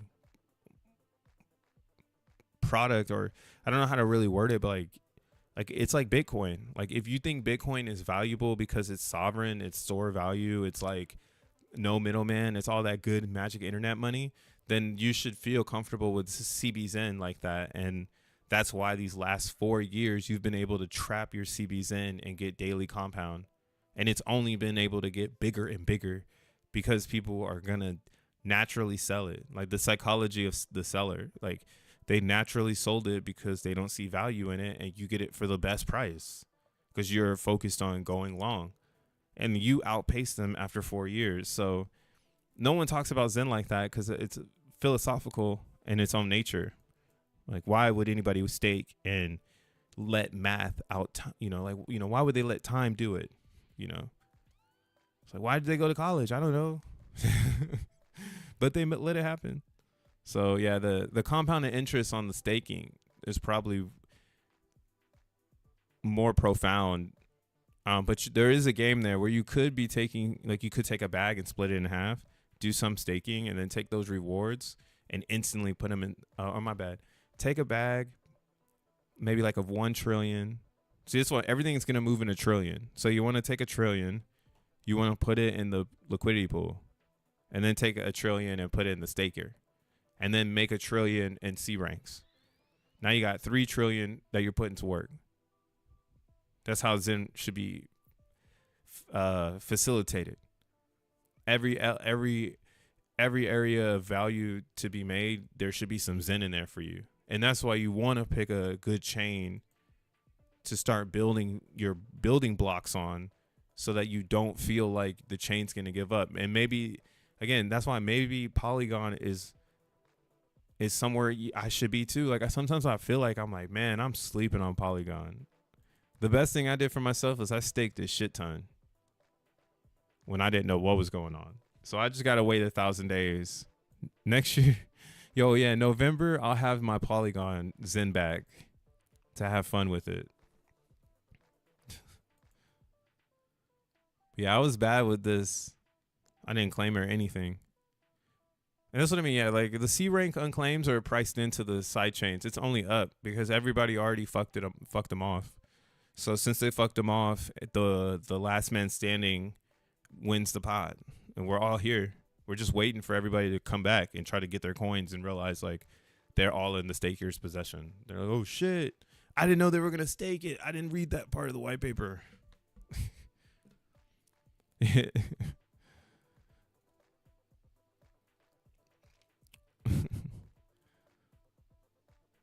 the liquidity needs to increase so more volume comes in the future. I hit a 2 combo. I'll be in the staker.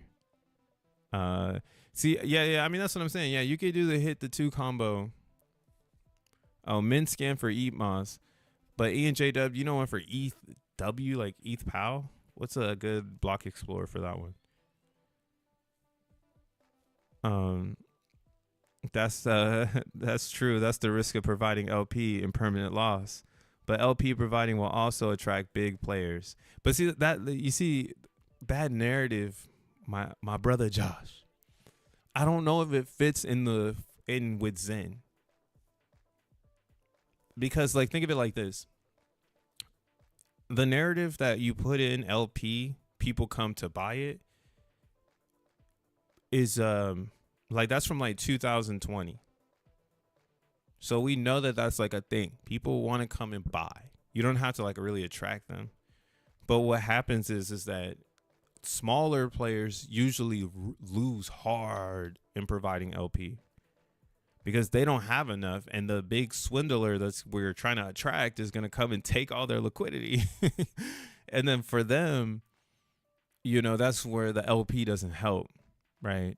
And then for you could like kind of curve that by staking your coins. And I think that's how we go up, because now your coins are in your possession. You don't feel like you need to use your coins to attract a whale and cleanse the pool just so they can dump it later and us have to restart the wheel again, right?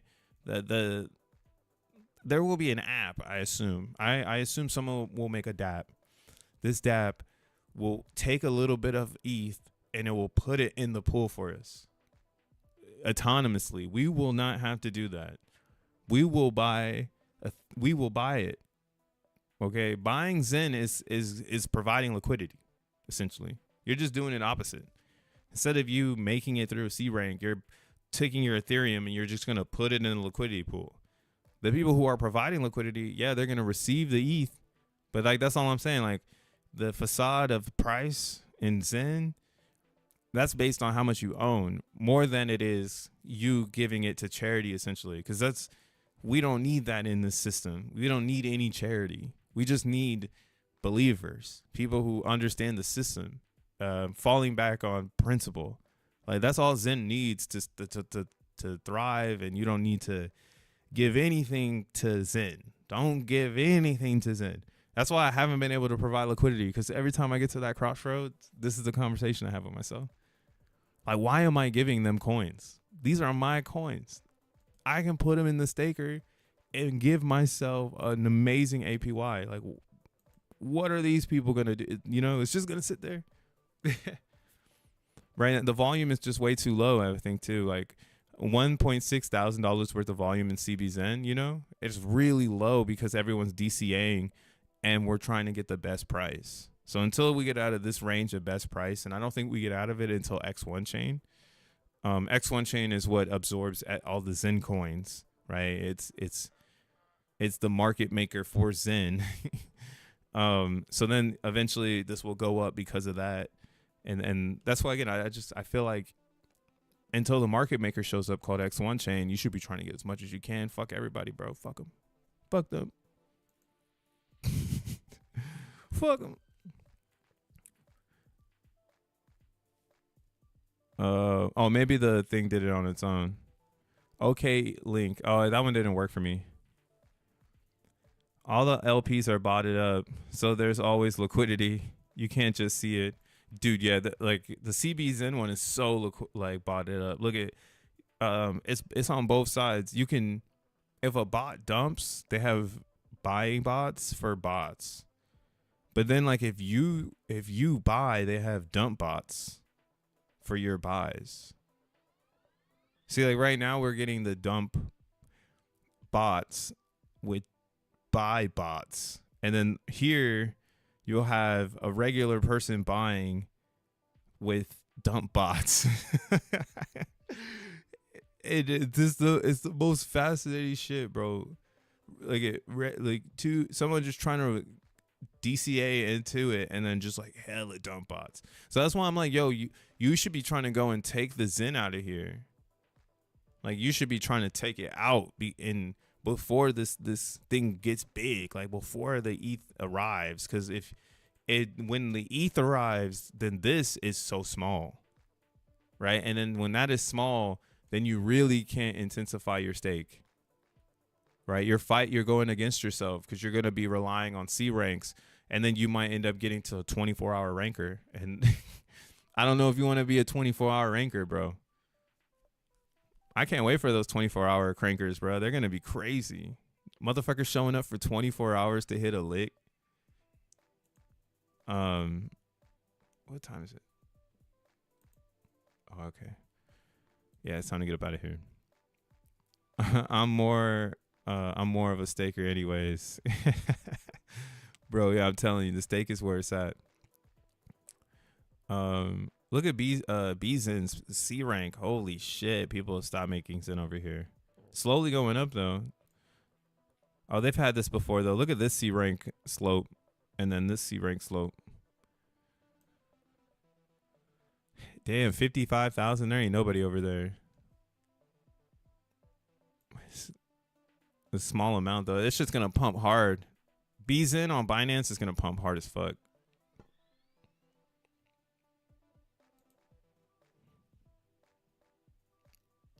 Let the big dogs be the liquidity. I know. Yo, let someone with 100K that can't get into XEN in any fashion but buying be the liquidity, because that's what's gonna happen. Someone with $100,000 is gonna come into all of these XENs and they're gonna fucking buy that shit back, and it's gonna be a hell. And then you're gonna be right back at square one. Like, are you fighting the pool? Are you selling down the pool? Are you trying to pull up the pool? Because that was just 100K. There's gonna be more 100Ks that show up. You know, that's why for me, I'm building I'm building the long-term ideology that it doesn't matter about the price swings because we're on a power law already. We actually have variables. I forgot where it's at.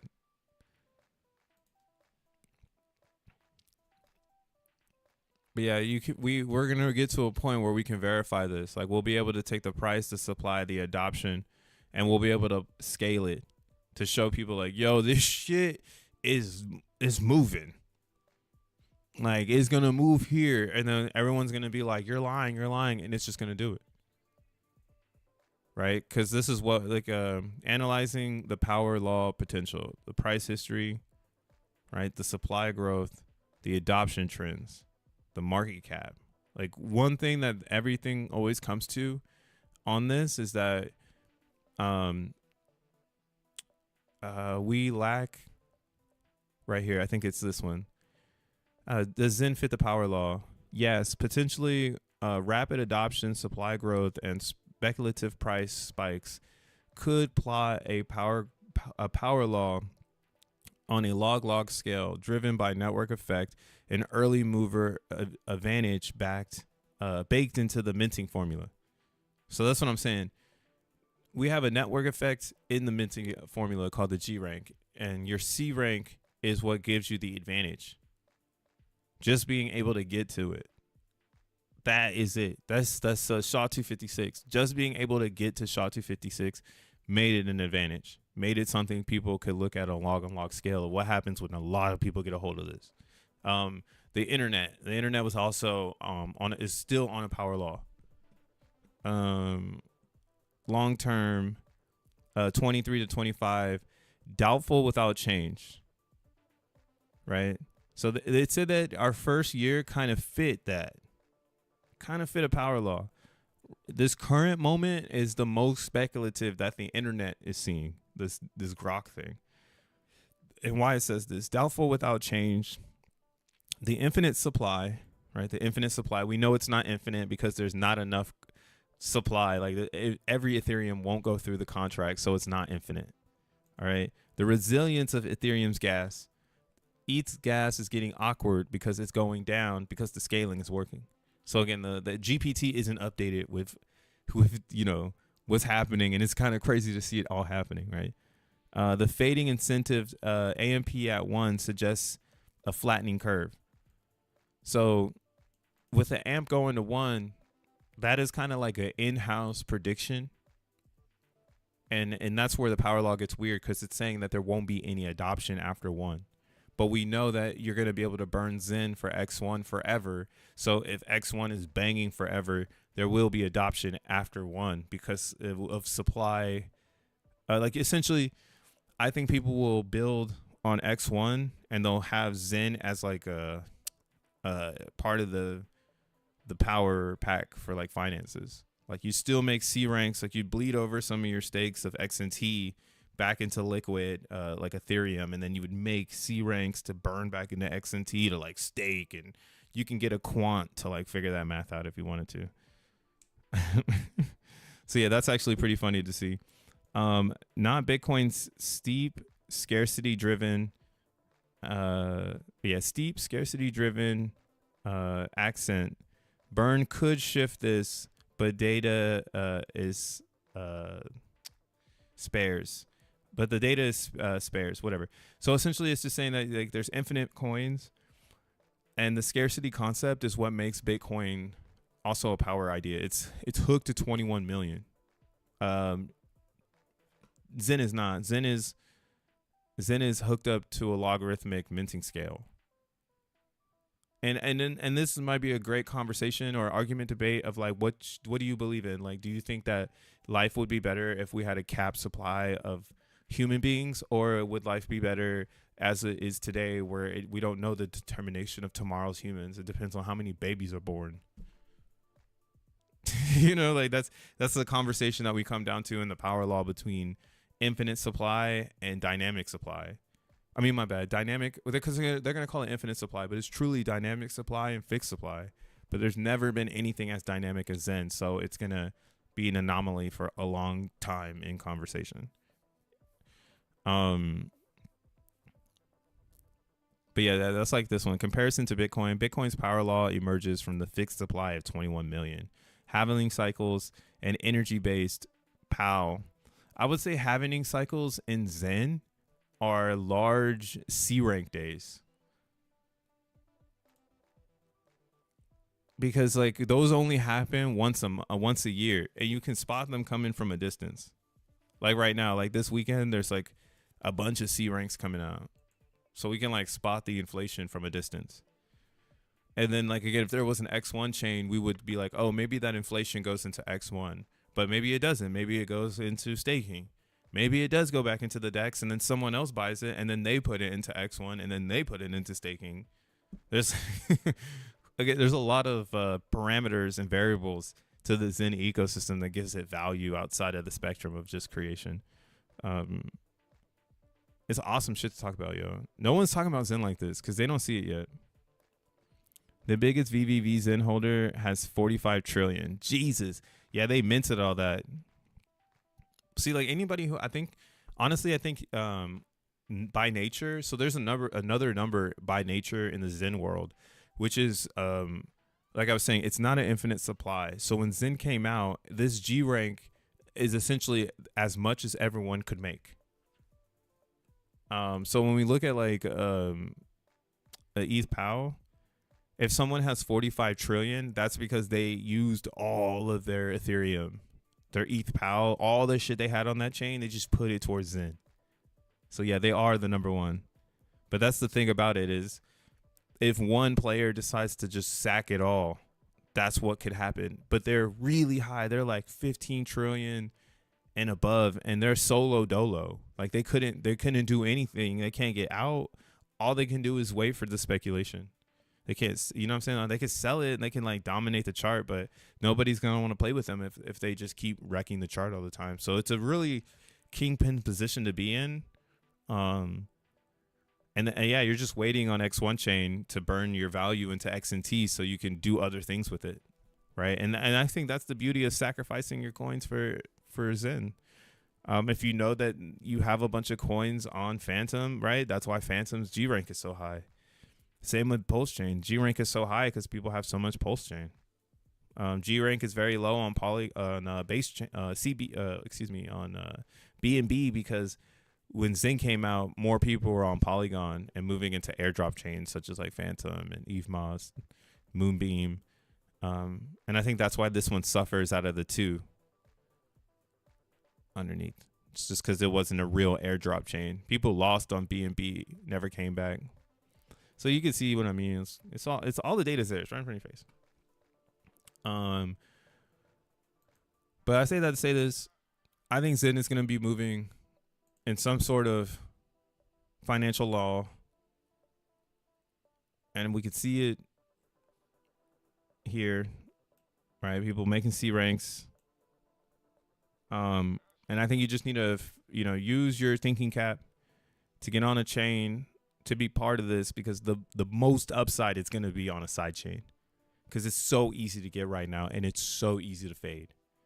It's easy to fade. You're turning 18 cents into $2.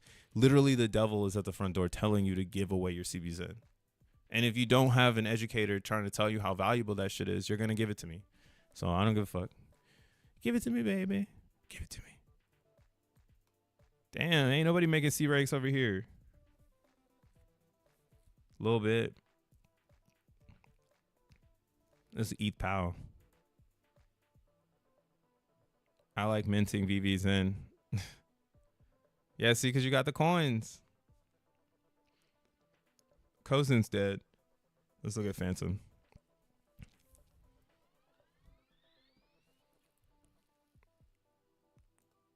Yeah, people still making G ranks over here. It makes no sense. But they must not want to switch to this is what I'm thinking is happening on Phantom. There must be someone in this camp who does not want to go to Sonic, and they're betting on X1 chain. So instead of taking their Phantom to Sonic, they're gonna burn it, and that's bullish for Sonic because a lot of coins are not gonna come from Phantom. I mean, I'm not chasing green candles, but if I was thinking about trading, that's what would build a heavy case for the Sonic trade. So there's people hanging out on Phantom that don't want to change. They good. They gonna stay over there. P's in. Let's fucking go. Your fucking airdrops. Y'all took the airdrop. This right here. This is damn. What is this? Moonbeam. Jesus. There was only 7,000 C ranks made yesterday on Moonbeam. 7,000. You tell me if it's alive or dead.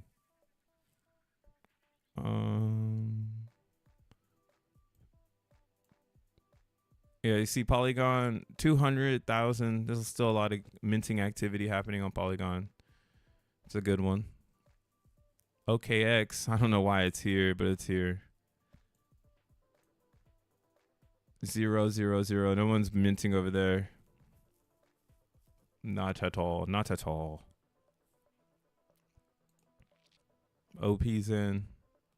Shout out Yosef for the data, man. People still minting over here 1 amp. Makes no sense. You should just be buying it, but you should be buying and staking. The stakers are not increasing over here. What the fuck?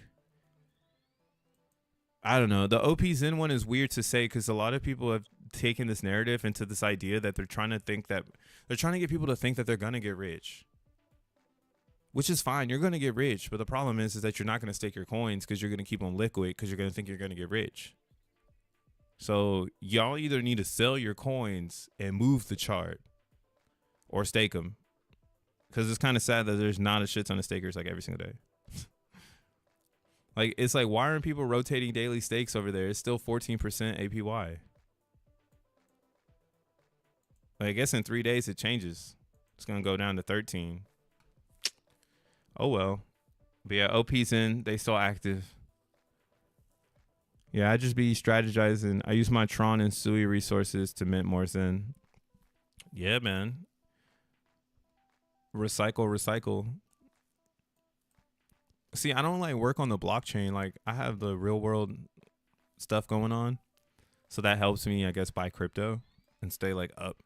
But like, that's why I'm happy I found Zen staking. Cause like now I could just stake. I could just put my hard earned cash into Zen and stake it. And then, you know, really be able to take my energy and repower something, you know, re-image it or something, you know, like not just buy a t-shirt or another cup of coffee, like, you know, buy a steak, dude.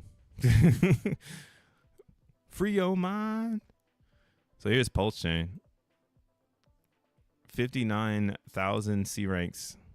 10,000 made on the 4th, though. There be some sleepy days. People be sleeping over there, I guess. But yeah, Pulse Chain has a lot of liquid too. It's the same hype. Pulse Chain, you can tell like everybody is waiting for a pump instead of just putting the Zen to work.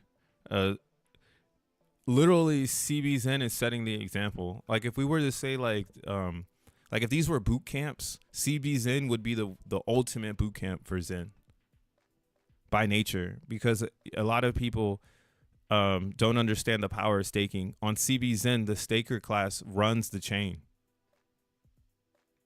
They're literally running the chain. They have all of the Zen. And we're like, I'm in the staker class and I'm like, bro, someone sell, and no one's selling. So you got to make C ranks. And that's why we're up to 2 million a day, because you know no one's going to sell. You got to mint and buy. This is the discipline. If you want the real discipline, man, come to CBZen, bro. Bridge over. Get out of the funk, man. Sell all your P's in. I don't know. No, stake your P's in, but yeah, take your gains to CBZen. Damn, I'm staking on all chains. That deserves a badge.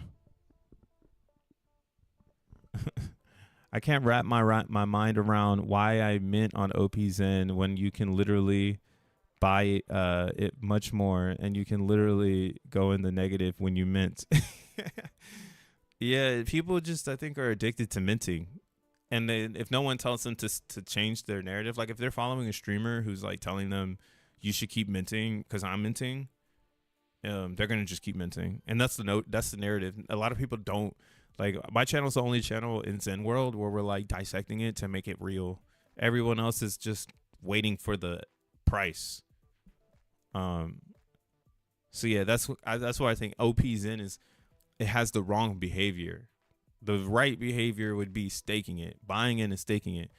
And all it takes is a few people to start the behavior, and it shakes the whole pattern. I'm seeing it on CBZen. If I would have been a true, like, I'm the one that did this, I didn't know what was going on.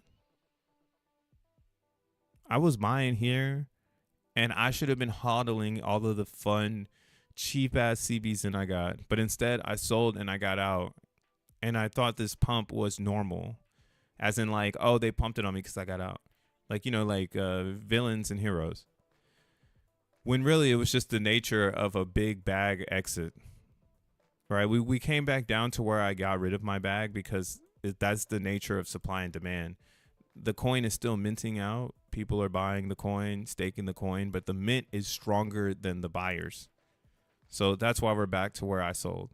And this is why I'm saying I'm taking this op to understand, instead of being like, oh, I'm back here where I bought, right? I could do the same cycle again. I could buy a bunch and sell it. I've changed the script. I've turned into a hoarder. Here, I'd sold 1 trillion. Now I'm at 3 trillion.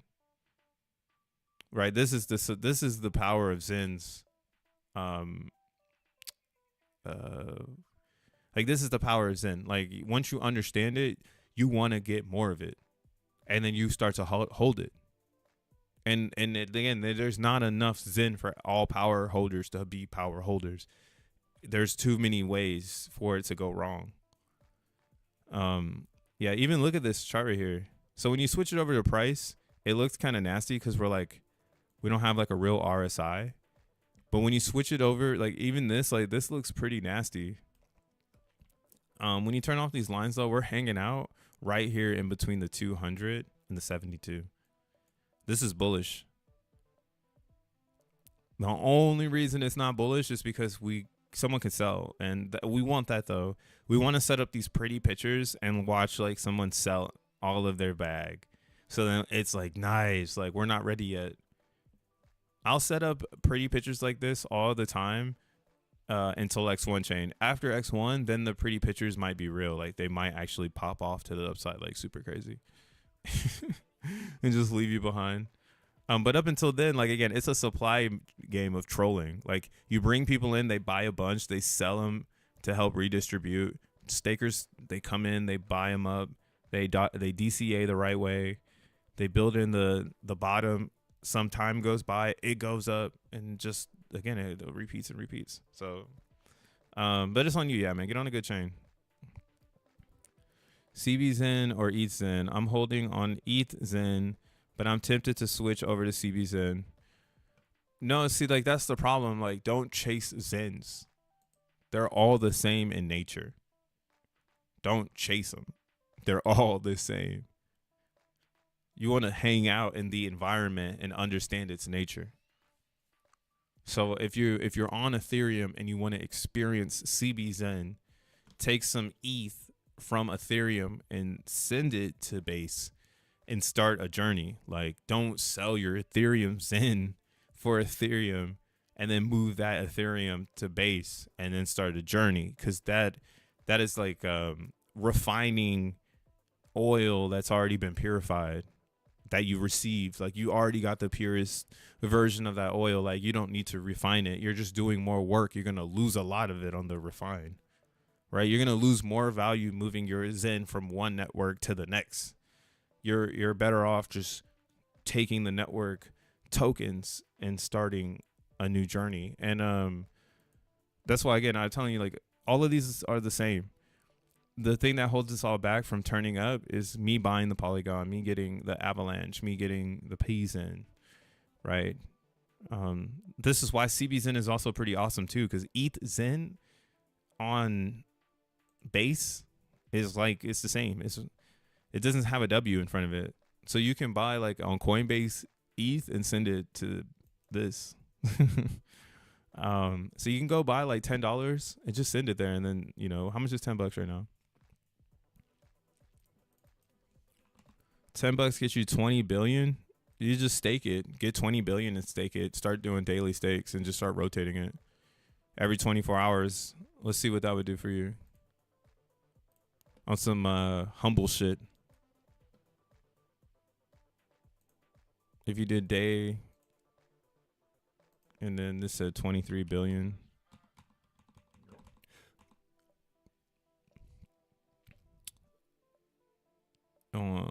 14. So you get 8 million Zen a day, which isn't shit. It's like pennies. Yeah, less than a penny. But you get this almost every day for like at least like the next, what is it, 40 days.